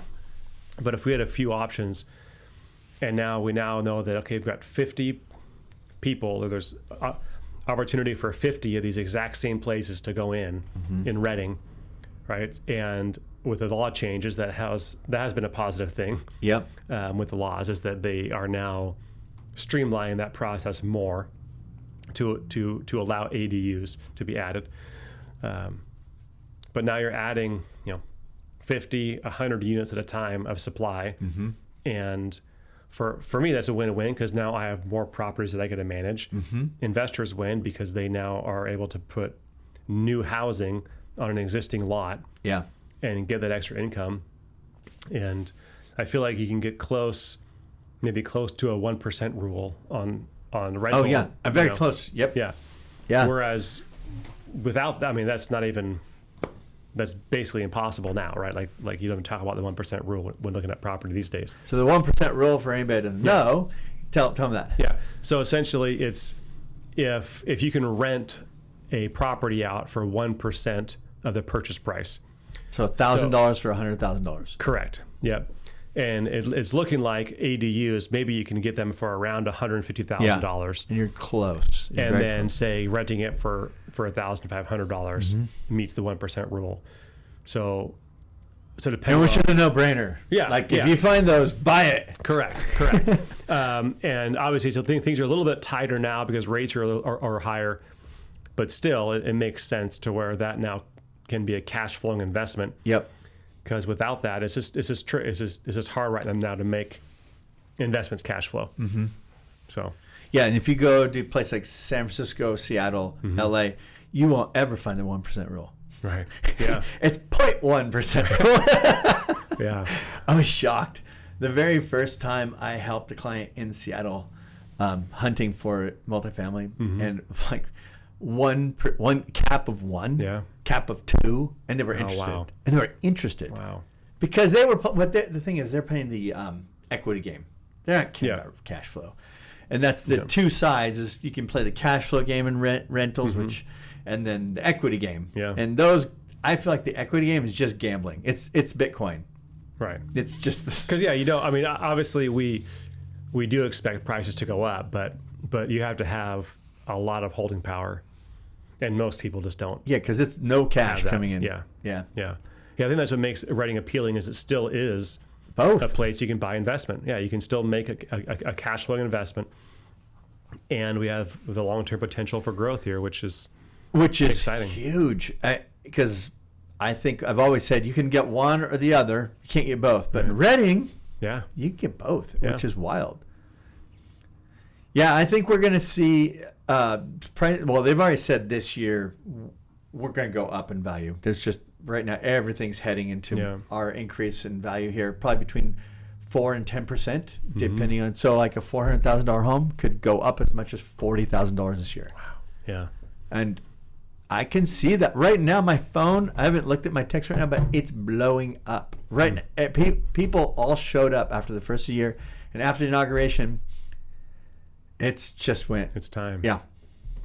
So it's good. We need to move. Obviously the market's been kind of stagnant for a while, so it's time. It is time. People are excited, and I love when I just got a text yesterday from one of my tenants, and they said that they just got qualified to buy a house. Oh wow! So that makes me so happy. Like that's the goal. It's like don't rent forever. Yes. Organize your life in such a way, and make good choices to where you can eventually buy a house. Yeah. And I get, maybe that can't happen on a one income anymore. Maybe it takes 2 or 3 incomes. Mm-hmm. But it's like, what can you do to get in the market?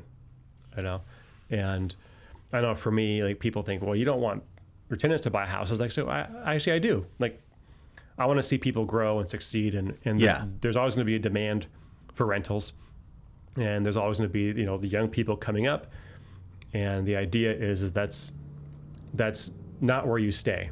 Right. It's a midway point, and you now get your finances together, you start building your income, you build your skill set so you're more valuable in the marketplace, and now you can buy a house.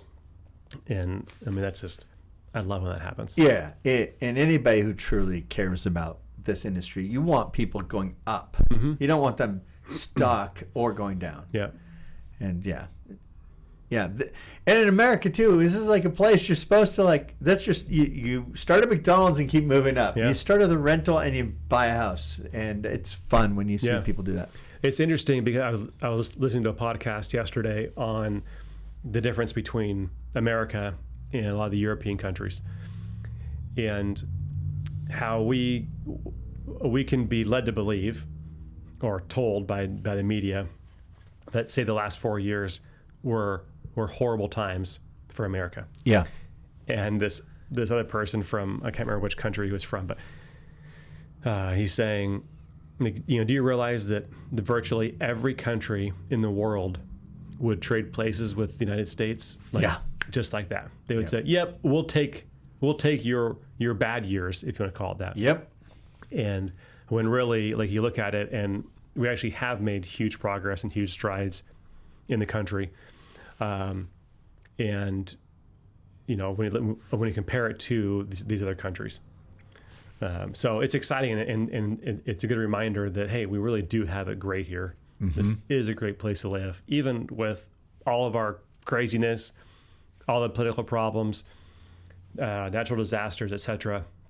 Like, we are really blessed to live in America. I really hope there's a pride that comes back for our country, because it's true. Mm-hmm. After being all over the world and seeing what reality is everywhere else, man, we have something special here. Yeah. Really special. Yeah. They, like my cousin in Holland, he said I forgot what we asked him, but we asked him, and all of a sudden his expression changed. And I went, oh, what was that? And he goes, well, he looks at his mom and says, Mom, did you tell him? Like, no, what happened? Police showed up in the middle of the night. He owns a house. They show up and they say, you need to leave your house right now at midnight. And they start questioning him why it took him so long. He said, well, you woke me up. I'm in the middle. And he's there threatening him and all this stuff. He goes, what did I do? He goes, you have to go to court on this date. You'll find out. I went, what? Turned out some crazy bogus thing. They took his house away. Wow. We don't have that. No. That's Holland. No. That's the Netherlands. One of the great spots. Interesting. And he ended up fighting it, spending a lot of money to fight to get his house, and got his house back. Right. But totally up. Imagine if someone comes in the middle of the night, says, out of your house now. Right. Find out why in court. What? Yeah. You got kids, and you got your life, his business. Wow, we got it good here. Yeah, yeah. And that's a good spot to live. Right. Yeah, so we think it's bad, but again, a lot of it's perspective, and we have a lot to be thankful for. And I try to remind myself of that too. There's times I get discouraged or frustrated with stuff, or it's like, this is a great place to live, and even California, right? I mean, like, our GDP is amazing. Crazy. Like we are producing so much, and it's like, could we do better? Yep. Could we manage it better? Yeah. But hey, this is great. This is a great place to live, and people are still coming from all over the world. Obviously, they would trade places with us. Yeah. As crazy as that, we will talk crap about our state and our country for hours, because that's what we do, because we're pushing ourselves to be better. Yeah. You can't do that in other countries. Right. You're not allowed to. I have friends in other countries that have had to go spend jail time because they talk crap about the country. Things that we're just doing publicly, and we're happy to say, yeah, I want that different. Yeah. Nope, you're not allowed to do it. Yeah. Oh, England. Do you hear about all the stuff going on in England? So England, the stat was, I forgot, they had a documented number of how many people were imprisoned for saying something in Russia. It was like 70 or 80 or something like that were like known in prison. Right. And in England it was like 1,000. Really? For saying something publicly through social media and going to prison. That's a place we wouldn't expect. No. Yeah. Well, we got a good thing going. Yeah. So we're good. We're fine. So family. So what have you learned all these years? Family. So you got business and your life, family. How do people, if you were to give some advice to somebody, here is my lesson of how, like, one thing you should do with your life and your family. Well, you're like a Solomon. You've kind of gone through a few things. That's true. I have. Well, one of my first thoughts was the time value of money. So, like, making small investments early on can pay off big dividends. Yeah. You know, down the road. Like if I was talking to my younger self, I think, right, or I would say to, you know, maybe not be so afraid of what other people thought. Yeah. And just like do me, you know, do my thing. You know, with my kids, like, I look back and it's always a tough balance because I think about, so many great memories and fun times, and I think, well, I could have done more and done less with work, for example. But then I think, well, then I wouldn't be at where I'm at today and be able to have the opportunities that we do now together. Yeah. Right. So it's kind of a tough balance, and of course we can't go back and change it. But no, all in all, I feel pretty satisfied with my family and like, I know you weren't asking, I guess, what I would change, but I think about that. It's like, I think I did pretty well. Yeah. Right? And it's like, with what you do the best you can with what you have in front of you and with what you know. And, you just think, well, if I tinkered with this or changed this, like, how would that change the trajectory of my life? But, like, I'm thankful now that I have 4 kids, and, you know, they're basically 14, 17, 19, and 21. And, like, it's a fun stage of life. Yeah. All right. 2 of them are out of the house, and it's just a neat place to be. Yeah. And to be thinking, like, I don't know, 5 years from now, 6 years from now, we'll see. Like grandkids could be in the future. You know, you just think, oh, that's kind of fun. I was talking to a friend today, actually. So they had a baby when they were my age at 43, and I was like, whoa, that'd be interesting. But no, I'm just happy with kind of this phase of life that that I'm in, and where I still have my parents, and I can call them and talk to them and get advice from them and from my siblings, and I have a good relationship with all of my kids. And even though I wish they would maybe call me more and ask for more advice, I think, well, that I did that when I was a kid. Like, you just realize, like, sometimes we have to learn the hard way, unfortunately. Learn our own tough lessons in life, you know. But yeah, it's a fun time. I'm loving being a dad. I love being a husband. I love being a business owner. Yeah. You know. So, yeah. Yeah, there doesn't seem to be, and this is I criticize myself, like, oh, I should have done that. I should have done this. Mm-hmm. But I realize, there is no straight line with parenting or even just life. Right. And if there was, we'd be so bored. It would be awful. Yeah. Well, each kid is different. So different. And they literally are born into a different family, right? Like, our son was born into just my wife and I. Yeah. When then 2 years later, our daughter was born. Well, there's now I've never thought about it that way. That's a good there's point. a boy Yeah. now. So the dynamic is different. Like, it's just a different family. Yeah. And then by the time the third and the fourth comes around, it's different. Yeah. And your time is spent differently. Financially, I remember each time my wife would say she's pregnant, it's like, oh no. Like, that excitement, because it is exciting. Yeah. It's also scary. I'm like, I need to feed one more person. And I remember just those moments of, okay, don't look too shocked. Yeah. Too scared. I have to be confident for her now too. But yeah, it was a big deal.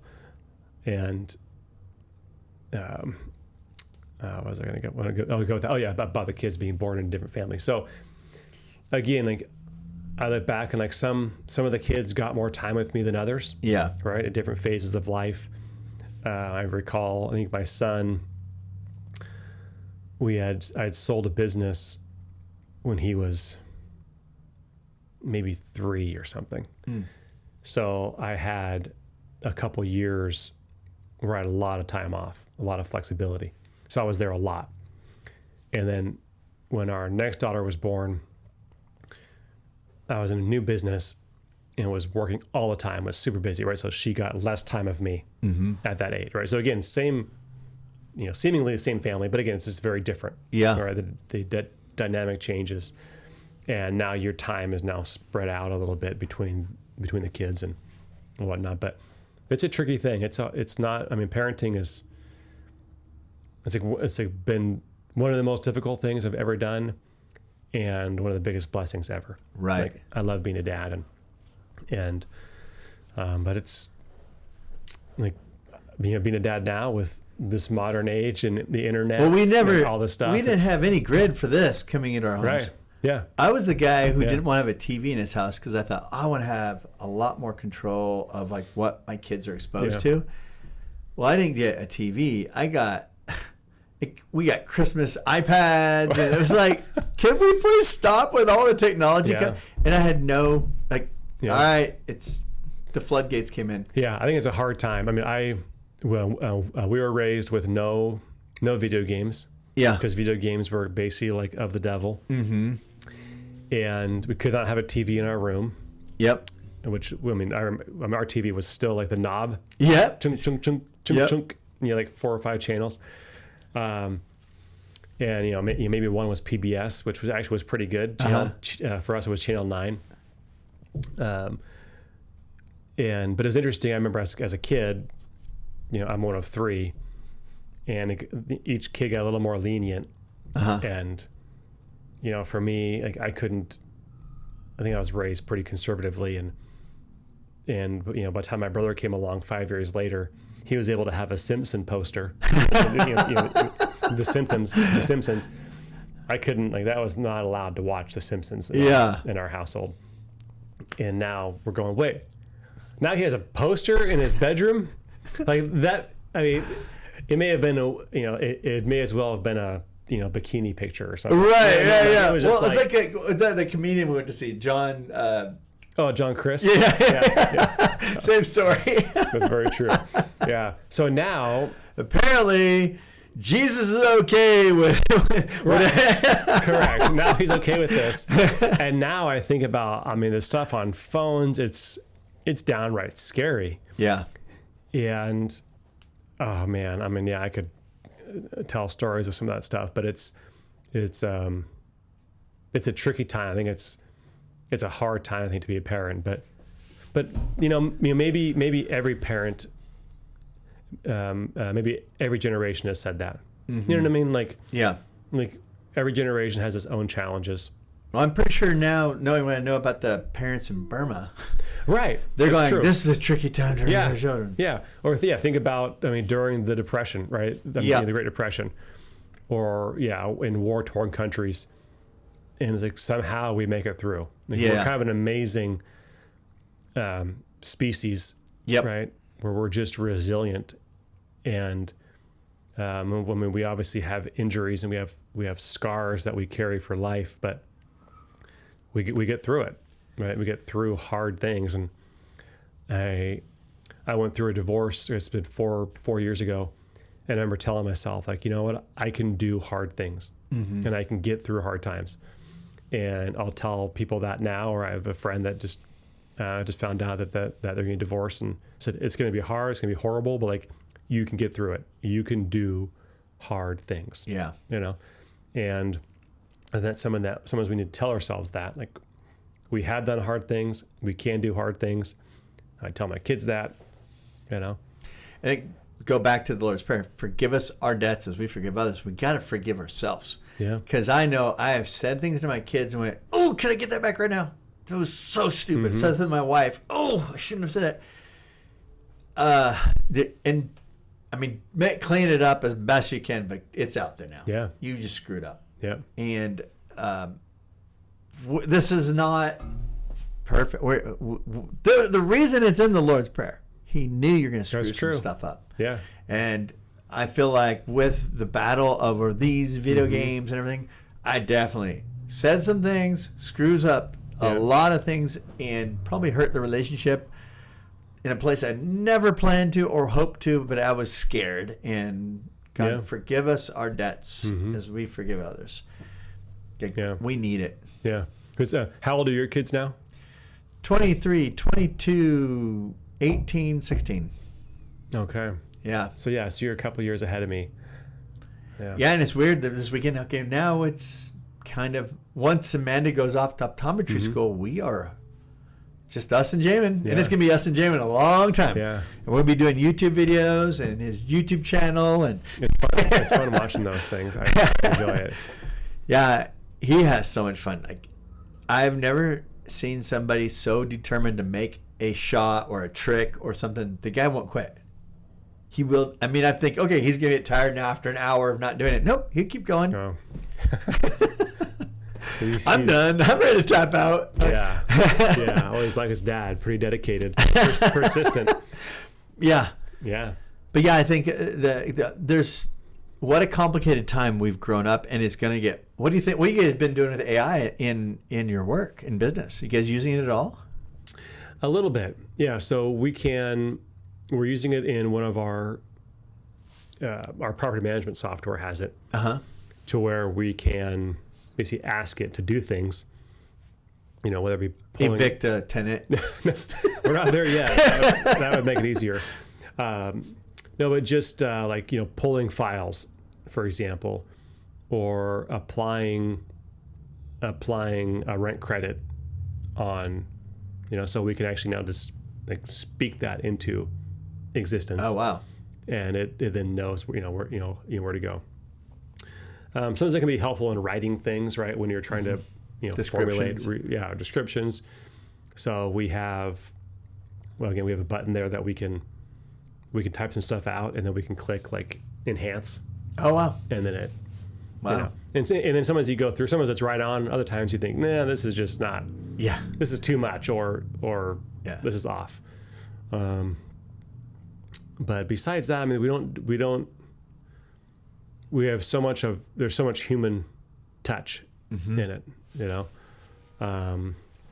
and then also hands-on, like we're dealing with houses and apartments, which they are literally degrading every day. Right. They're breaking down. Right. So a lot of time and energy of our staff is spent on maintenance and repairing things. And, Tesla robots, they're coming. Right. Yeah. Optimus. I'm actually looking forward to that. I think I want to get one. Yeah. So maintenance is a huge thing. It's a big part of our business. Yeah. Right. So we have preventive maintenance that we're doing. Then there's, of course, the reactive where we're, middle of the night, there's a plumbing leak or something. Yep. Right. So there's that. But that's a lot of time we take. Right. Yeah. Yeah. I don't know if AI will ever take over the customer service, and the reason is we have more information than ever on how to do a real estate transaction, sell your house on your own, and the number for sale by owners has dropped to an all-time low. Really? Yep. It's almost, it's not zero, but it's really low. Interesting. For sell by owners are like an ancient thought now. Yeah, I thought so probably 10 years ago I did a for sale by owner, and I remember thinking to myself like this is going to keep happening, right? Like this is going to be a growing trend. Yeah, that's I totally thought. Yeah, and it's because again, there's so much information, people now know everything, et cetera, and yeah, so it's been the opposite. 2011 and 12, I was building systems thinking that we could have, what was it? We actually created a whole business plan around trying to help people sell their property they own and buy direct from people. Because I thought they're going to have all the information. Might as well help them. It's gone the opposite. Now people rely, because there's too much information. Mm-hmm. And I think that's what's happened is it's information overload. Nobody knows who to believe. Yeah. And now I want, hey, Jesse, help me. What would you do? Yeah. And I think the technology is actually making us more dependent on a person we trust. Yeah. We're kind of actually seeing that now that I think about it. We're seeing a trend in more people hiring professional management for their rentals. Yeah. And again, part of it is the, of course, changing laws, right? Mm-hmm. People get intimidated by all these laws, which is true. It's getting more restrictive, and we help offer, essentially we're a middleman, right, between the owner and the resident. But yeah, I think people are overwhelmed with options, or where to post or place for rent. Am I getting enough exposure? Right. What do I price it at? Like, how do I deal this one's with saying this one's saying that. Yeah. How to deal with this. And you Google it, and you can get a lot of information. Be like, well, is that believable? Yeah. Is that the right thing? Is that the law for California, or is that the different law? And yeah, so we're seeing a rise in people saying, you know what, I want to own these investments, but I don't want to manage them. Mm-hmm. Just like we hire, someone to oversee our 401k, right, or our stock portfolio. Again, you're just, why manage that investment yourself? Mm-hmm. If here's someone that's going to do it, this is what they do full time. And we really try, I feel like we're buying people time in the market, mm-hmm. right? Which is a huge part of investment. It's not timing it, but rather it's the length of time that you can own, say, a piece of real estate or a stock. So for us, we have landlords who are frustrated or tired or worn out of managing something themselves. And if we can take over management for them when they're ready to sell, it's very likely that we may extend their time frame 5 or 10 years longer, and they can now own that asset for another decade. Yes, right, getting cash flow, during that time. So really, the fees we charge end up being almost nothing in comparison to the appreciation. Right? If you look at I remember, right? It's like you could buy a fourplex for under $400,000. Mm-hmm. $100,000 a door. Now that's very, very unlikely. Yeah. Where you may be closer to $600,000 or something. Well, what about 10 years from now? Right? Is that going to be an $800,000 property, or $1 million property? Mm-hmm.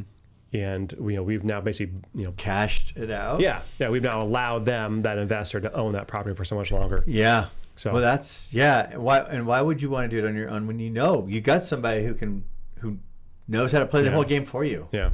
Yeah, it doesn't make any sense. And so the numbers are there are going to be more people relying on you mm-hmm. and me to help them make the decisions on what direction they're going to go with these properties. Yeah. Part of it too is the numbers are getting bigger. Yep. Right? Like this isn't a $100,000 house. We're talking now it's $500,000, right? It's $500,000. Yeah. So they are getting to be huge numbers. I remember when I moved to Redding 8 years ago, like $1 million home was rare. Oh, I remember, 2019. I had a log house out in French Gulch, and we listed at the top of the market, 500. Wow. Top of the market. Yeah. And no interest. Man, and now that's almost the average sales price, right? Four depends on the month, like between $400 to $450. Wow. Yeah. That's crazy. Yeah. Nobody would even be interested. Yeah. And it's one of those things where it's exciting. I mean, as a property owner, I'm excited for rent, for both rents and values to go up. And at the same time, I look at it from the practical side of things, going, how do people afford this? This is getting so expensive. Yeah. And then I want to buy a new home someday. Mm-hmm. And I'm going, the house that I wanted, seemed affordable 5 years ago. and now it's like getting out of reach. Well, I'm working with a client right now. We wrote an offer at $1 million, and he goes, I just have to be honest. When did the houses become $1 million? Right. It's just $1 million. Remember, like stumbled. He was like, we're walking through, and he's just like, to be honest, I can't process that I'm paying $1 million, but I know I need to. But it's just this. But he says, yeah, but that's what we're paying. Yep. Yeah. And I think that just becomes the new normal. Just like interest rates, for example, which hopefully they'll come down a little bit. But, say my kids, when they're buying a house, they're not going to have, like, they're not going to think about the 3% rate that we once had. Oh yeah, they won't hear about that. It'll just be like, oh, the rates are 6 or 7 or 8. Okay. Yeah. That's what it is. Yep. It's like buying a car or whatever. It just becomes the new normal, or going to Chipotle. It used to be a good deal. Now it feels like I can't believe how expensive it is. Wild? Like, you're going out to an okay restaurant and it's $20 a person. Yeah. What happened? Yeah. Yeah. We went to breakfast the other day, and it was like $75 for me and the kids, like, for breakfast. Yeah. Yeah. Which is supposed to be the cheap meal. Right. And I'm like, 75. And I tell the kids, like, look, sometimes they go, oh, you always talk about money. I'm like, well, I just want you to realize and kind of have a value for it. Right, and right. And to get like, hey, this is expensive. So you got to be thinking ahead and, trying to get them into investing and thinking long-term, which is tough right now. But yeah, it's tough because they're all options affordability wise are like Bitcoin, buy a little like percentage of what is it now? I don't know, but like this tiny little or a stock maybe. It's over 100,000. And their options, they probably have a bunch of options in those two worlds, but like real estate, they don't have a lot of great options at this point, which is a bummer because that's our world. Yeah. Yeah. I still think house hacking is going to become more and more popular. Yeah. Both with the ADU, but also just, hey, get a 3-bedroom house and rent it out, 2 of the rooms to your buddies. I have a video that'll be coming out about how multi-generational housing will become a big deal. Yeah. People are going to have living with mom and dad and maybe some friends. Which is pretty common in other countries, right? Totally. It's more common. Yeah. Totally. More families live together, and here we're, I don't know if it's just the kind of the fierce independence of Americans, or how we're, that's part of in our DNA, right? The fact that we're the ones that left. Yeah. We came, our grandparents, like my grandparents are from Hungary and southern Germany. It's like they made that trek. Yeah. If you will, right? Almost like they're the ones that took the risk. The kind of that entrepreneurial spirit that just, I think continues on, where we just want to keep going. But I guess where I was going with the families, where we're as independent, like we want our own thing, we want our own house, versus being okay living together. And so it'll be interesting to see what happens in the next 40 years. Yeah. Well, I wonder if we're going to have some high density housing. So going through places like Amsterdam or even San Francisco, where you see the high density housing, some of it's, or Boston, where my daughter's going to go to school, and thinking the micro apartments, is that what you mean? Is that a high density? Or just the townhouses where you have like those old brick row houses and they're cute and of course very nostalgic and everything. And we have nothing like that here. Like none. I have a friend of mine, I think he was building them, I think they're called efficiency units maybe. He was building them in maybe Nashville, I'm trying to recall. But they're like 300 square foot apartments. Oh, wow. Yeah. Wow. And they're just obviously very small. Right. Right. But like, so it's just, and they're built for maximum efficiency. And a lot of them are pretty creative, like the way they maximize space. And I think if you look on YouTube, there's videos of them, and it's kind of fascinating. Even some people getting creative, like in these small New York apartments, right? Where 200 square feet. Oh, that's so crazy. But yeah, it's working. They live there. Works, yeah. Yep. Yeah. So I think there's probably going to be a movement towards smaller homes, and where people just don't need these mansion size 4,000 square foot homes. Big yards, and they don't have any yard. They just have a step right down the and parking was an issue. Yeah. Yeah. Well, we'll have robo-taxis pretty soon. Right, yeah. We get there. So pretty soon we won't even need cars. But it's interesting. My cousin was kind of a believer on that. He's like, like we're gonna, he thinks that we'll see it our generation where owning cars is just like not normal anymore. I could see that. Where we'll still use automobiles. We'll share cars. Mm-hmm. But like, I don't need to own my own car. I could totally see that, because being in Hong Kong, where my wife's from, in traveling in public transport, but taxis and if you have a taxi, you can go anywhere. Mm-hmm. And if they become autonomous, and they don't have to like worry about stoplights, you can get somewhere quick. Yeah. And so I could see that becoming popular, because you now have this very efficient, low cost, spread across a lot of people, and we'd be the ones buying the cars then. Yeah. Oh yeah. Yeah. We'd be the business owner. Yeah. Unless it's Elon, I don't know. He wants to own a lot of that. That's why I like to invest in Tesla. Yeah. Here's a question. So I'm puzzled by Elon. Mm-hmm. I like him because I like things that he's helping. I'm scared because has anybody in history ever had 9 major innovations to the level that this guy has? Cars, SpaceX, right? Starlink, Neuralink. What's the other one? Boring Company. He's big on solar and solar. Boring Company. PayPal. There's 2 more, but they're all individually. Each one of those is a Steve Jobs. Yeah. Each one.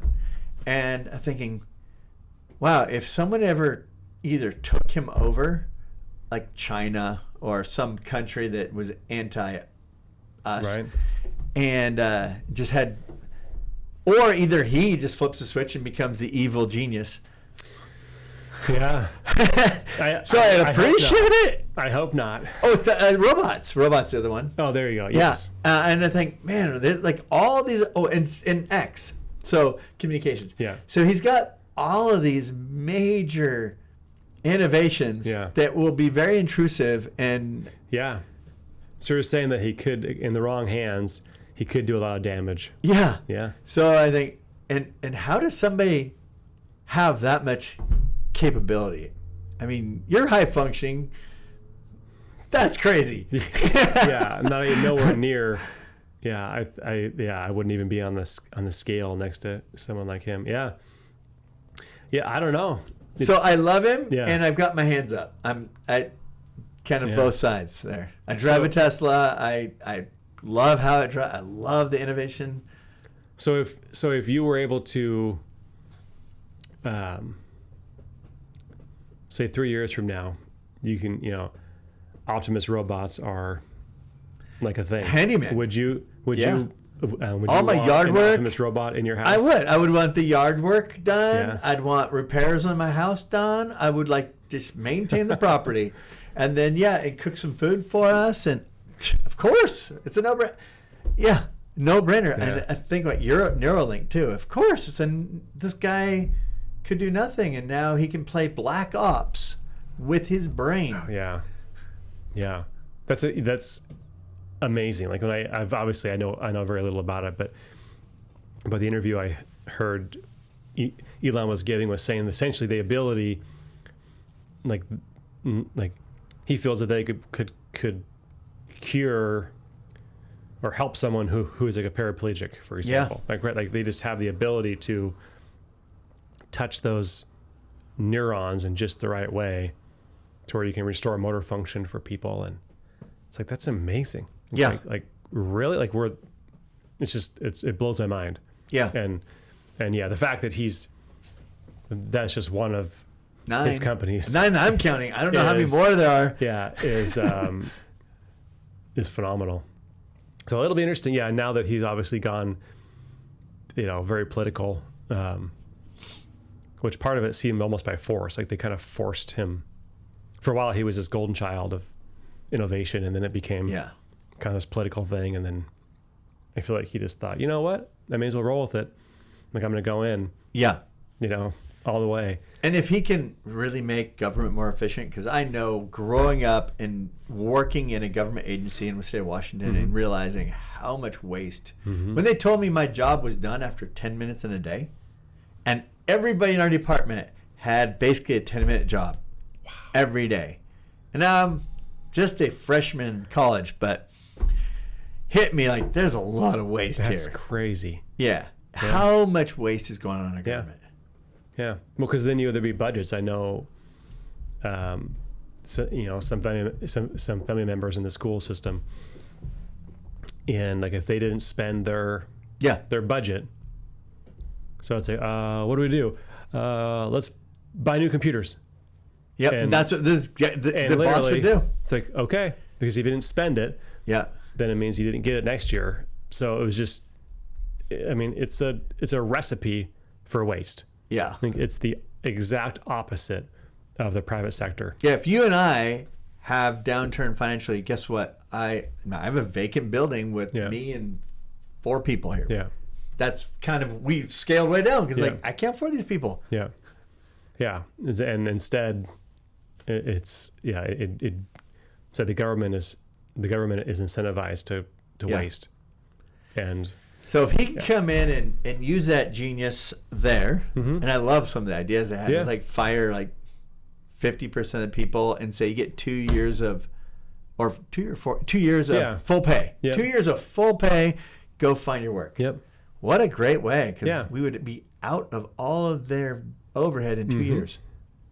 It is. And if we made a mistake and got too far and cut too deep, bring them back. That's true. Yeah, it isn't for everything. Yeah. Yeah, it's not like it's irreversible. But I can tell you, we will find out we didn't need them all. Oh, yeah. Yeah. I'm excited. Yeah, it'll be interesting to see what happens. That's part of what I'm excited about. Just feeling like there's change happening in the government. And while maybe it won't affect me directly, and say, well, let's kind of watch and see. Like, let's see what happens. Like, this is kind of an exciting time anyway. And, I mean, from a economic perspective, of course, I want to see the country thrive and do well, and selfishly I think, well, I want business to do well for me, and I want my investments to do well, but really I think I would like to see the country become just more united again, and less divisiveness, and like where if you were to like say have put your American flag out. Like right now, someone goes, if you fly an American flag, it's like, oh, we know who you're voting for. You're Trump. Isn't that weird? Yeah. That is the weirdest. It's like, well, wait a second. I saw that back in 2016 or 2020. Yeah. The flag all of a sudden represented Trump. Yeah. It's like, well, that shouldn't be. Yeah. This is America. And the gay flag represented Biden. Right. It's like, this is just, it's crazy. That was wild. It's crazy. We watched that in our lifetime. Yeah. We saw that happen. Yeah. So hopefully the pendulum is swinging back the other direction a little bit, where maybe common sense has a place again. That's right. Yeah. We were in LA watching we were on our way back, and we had to stop at a restaurant and get some food, and we started the inauguration, and the thought hit me like, I wonder if people here will because I'm watching the inauguration, like, will they be mad at me? Sure. It was a weird thought. Yeah. Like, wait, we're in America. Correct. Versus being just, hey, that's okay. You voted for him.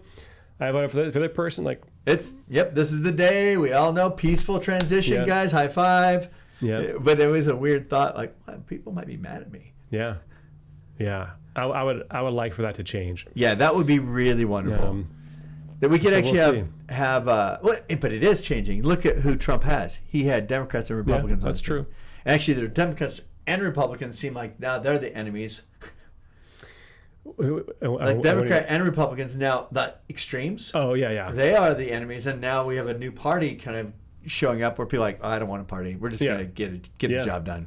Well, I remember in an interview with Elon Musk, someone had said, like, why'd you move, basically? Yeah. Why'd you move parties? And he said, I didn't move. Like they moved. The party moved. And it's true that it's got so extreme. So I think, more people who were, on the Democratic side now just kind of just fit more with the Republican maybe values or just, way of doing things. Maybe it seems like it makes more sense to them. So what's one big dream you have now? What's your big dream you're going after? You're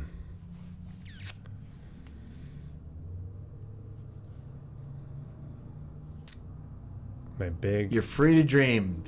Things are going in the right direction. What are you going to go after? Well, I guess a couple things. I am looking forward to, which it'll take time, but like having some of my time back. Like I've been overcommitted. I mentioned the airport job. That's huge. I had just too much. I had said yes to too many things, and to where I work 7 days a week, and it's just So I know that doesn't sound like a very big dream. No, that's a big dream. Like just having that time back, or not feeling guilty if I take time off work. That's a big thing. If I'm not working, I feel guilty. Like I feel less than. And think, well, getting counseling for that. This is crazy. Yeah. Seeing my therapist. And I mean, a goal I have is getting out of debt. Like I have mortgages, right, with all these, with real estate investing and stuff. So I'm kind of reaching that point where I'm like, I don't know how much more I need to grow, but if I had less debt, then I have less, there's less obligations, more freedom.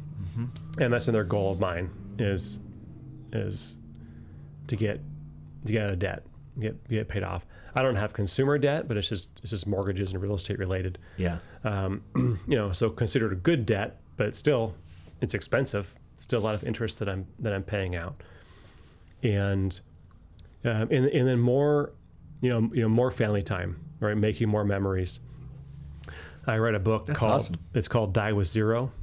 I don't know if you've heard of it. I have heard about it. Remind me. Yeah. So the idea is like rather than saving up a bunch of money until you're barely old enough to spend it, right? It's like enjoying it throughout your life. And kind of one of the points in this book was that most people who are it's geared towards someone who has investments, right? Who's been maxing out their 401k, right? Like it's different if you're barely getting by and you're having a hard time. Like that book isn't geared towards that. It's geared to somebody who is already established, has investments and whatnot, but they just keep needing more. Yeah. Or they keep working to get a little bit more on their 401k before I can retire. Yeah. And the idea he's saying is like, hey, so you're taking some of the best years of your life, the best years of your life, and you're missing out on these memories. Preach it, brother. Yeah. It's hitting hard. You're missing out on these memories, whether it's with the kids or whether it's a vacation or whether it's serving, in other countries. And it's like, for what? So you have more money when you die. So he's saying like obviously you don't want to run out of money, but why die with $1 million in the bank? Because that means that you worked for probably 5 years longer than you needed to, or you skipped out on those family trips. So I think of that because again, I tend just to work and build and grow and think, well, what am I missing out on? Yeah. And I'm missing out on a lot. I'm missing out on memories. And he went on to explain in the book, like your kids aren't going to remember, the extra work you did, or like that extra money that you're that $10,000 that's left is not going to mean as much to them as a family trip that you took together. So it's things like that. So again, it's a mindset shift because I mean, like the marketing, the mass media is, you save your money, you invest for retirement. I mean, that's the plan. Yeah. Put your money in the 401k, etc. Work till you're 65 or 70, and that's the model. So that's been ingrained in us. It's our generation, right? I mean, that's normal. So to start shifting that and say, well, maybe I don't need all that, or what can I enjoy now? Kind of almost like it's a similar idea as like mini retirements, right? Oh, right, yeah. Where I was like, why do I work?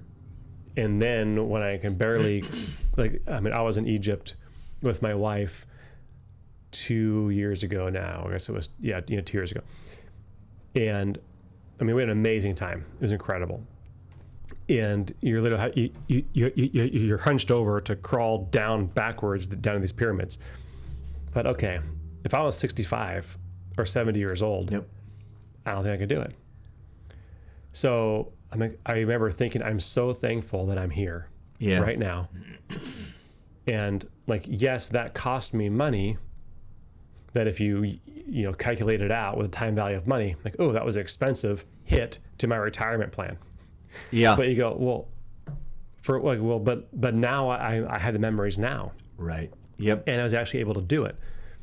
And at 70, maybe I can walk around the pyramids if I'm lucky, because they're very big. But going inside 3 or 4 of them, and then once you're inside, being able to crawl through, literally there's tunnels inside of them. So we're crawling through tunnels. Some spots you have to scoot on your butt, down these little things, and then you climb this staircase, and you're at the very kind of peak of the pyramid, but you're inside. Yeah. So very cool. And again, I'm thinking, okay, I'm doing this right now. Yeah. I'm 40, whatever I was at the time, 41 or 42. I'm able-bodied, and I had to spend some money to do this, but this is worth the memory. So I want to do more of that. Yeah. And making memories with my kids while I can, because they are getting older, and pretty soon they'll have their own families. And just like I rarely see my parents, because again, I'm focused on my family. Mm-hmm. It's pretty natural course of life. Eventually my kids are going to, maybe they'll move away, or a spouse will take them to a different state or country for who knows. And I go, oh, I missed out on that memory. So making that mindset shift. But again, it is hard. It's just being honest. I just tend towards work and earning, and I get a lot of satisfaction from it. And it's that good. Yeah. It's that good. Yeah. So. Well, that's a great way to. We're at 3 hours. Yeah. That was a great way to wrap it up. Yeah. Thank you. Yeah. That was awesome. Thanks for having me. It's always good to chat, and we did it. We did it, and all right, in the video.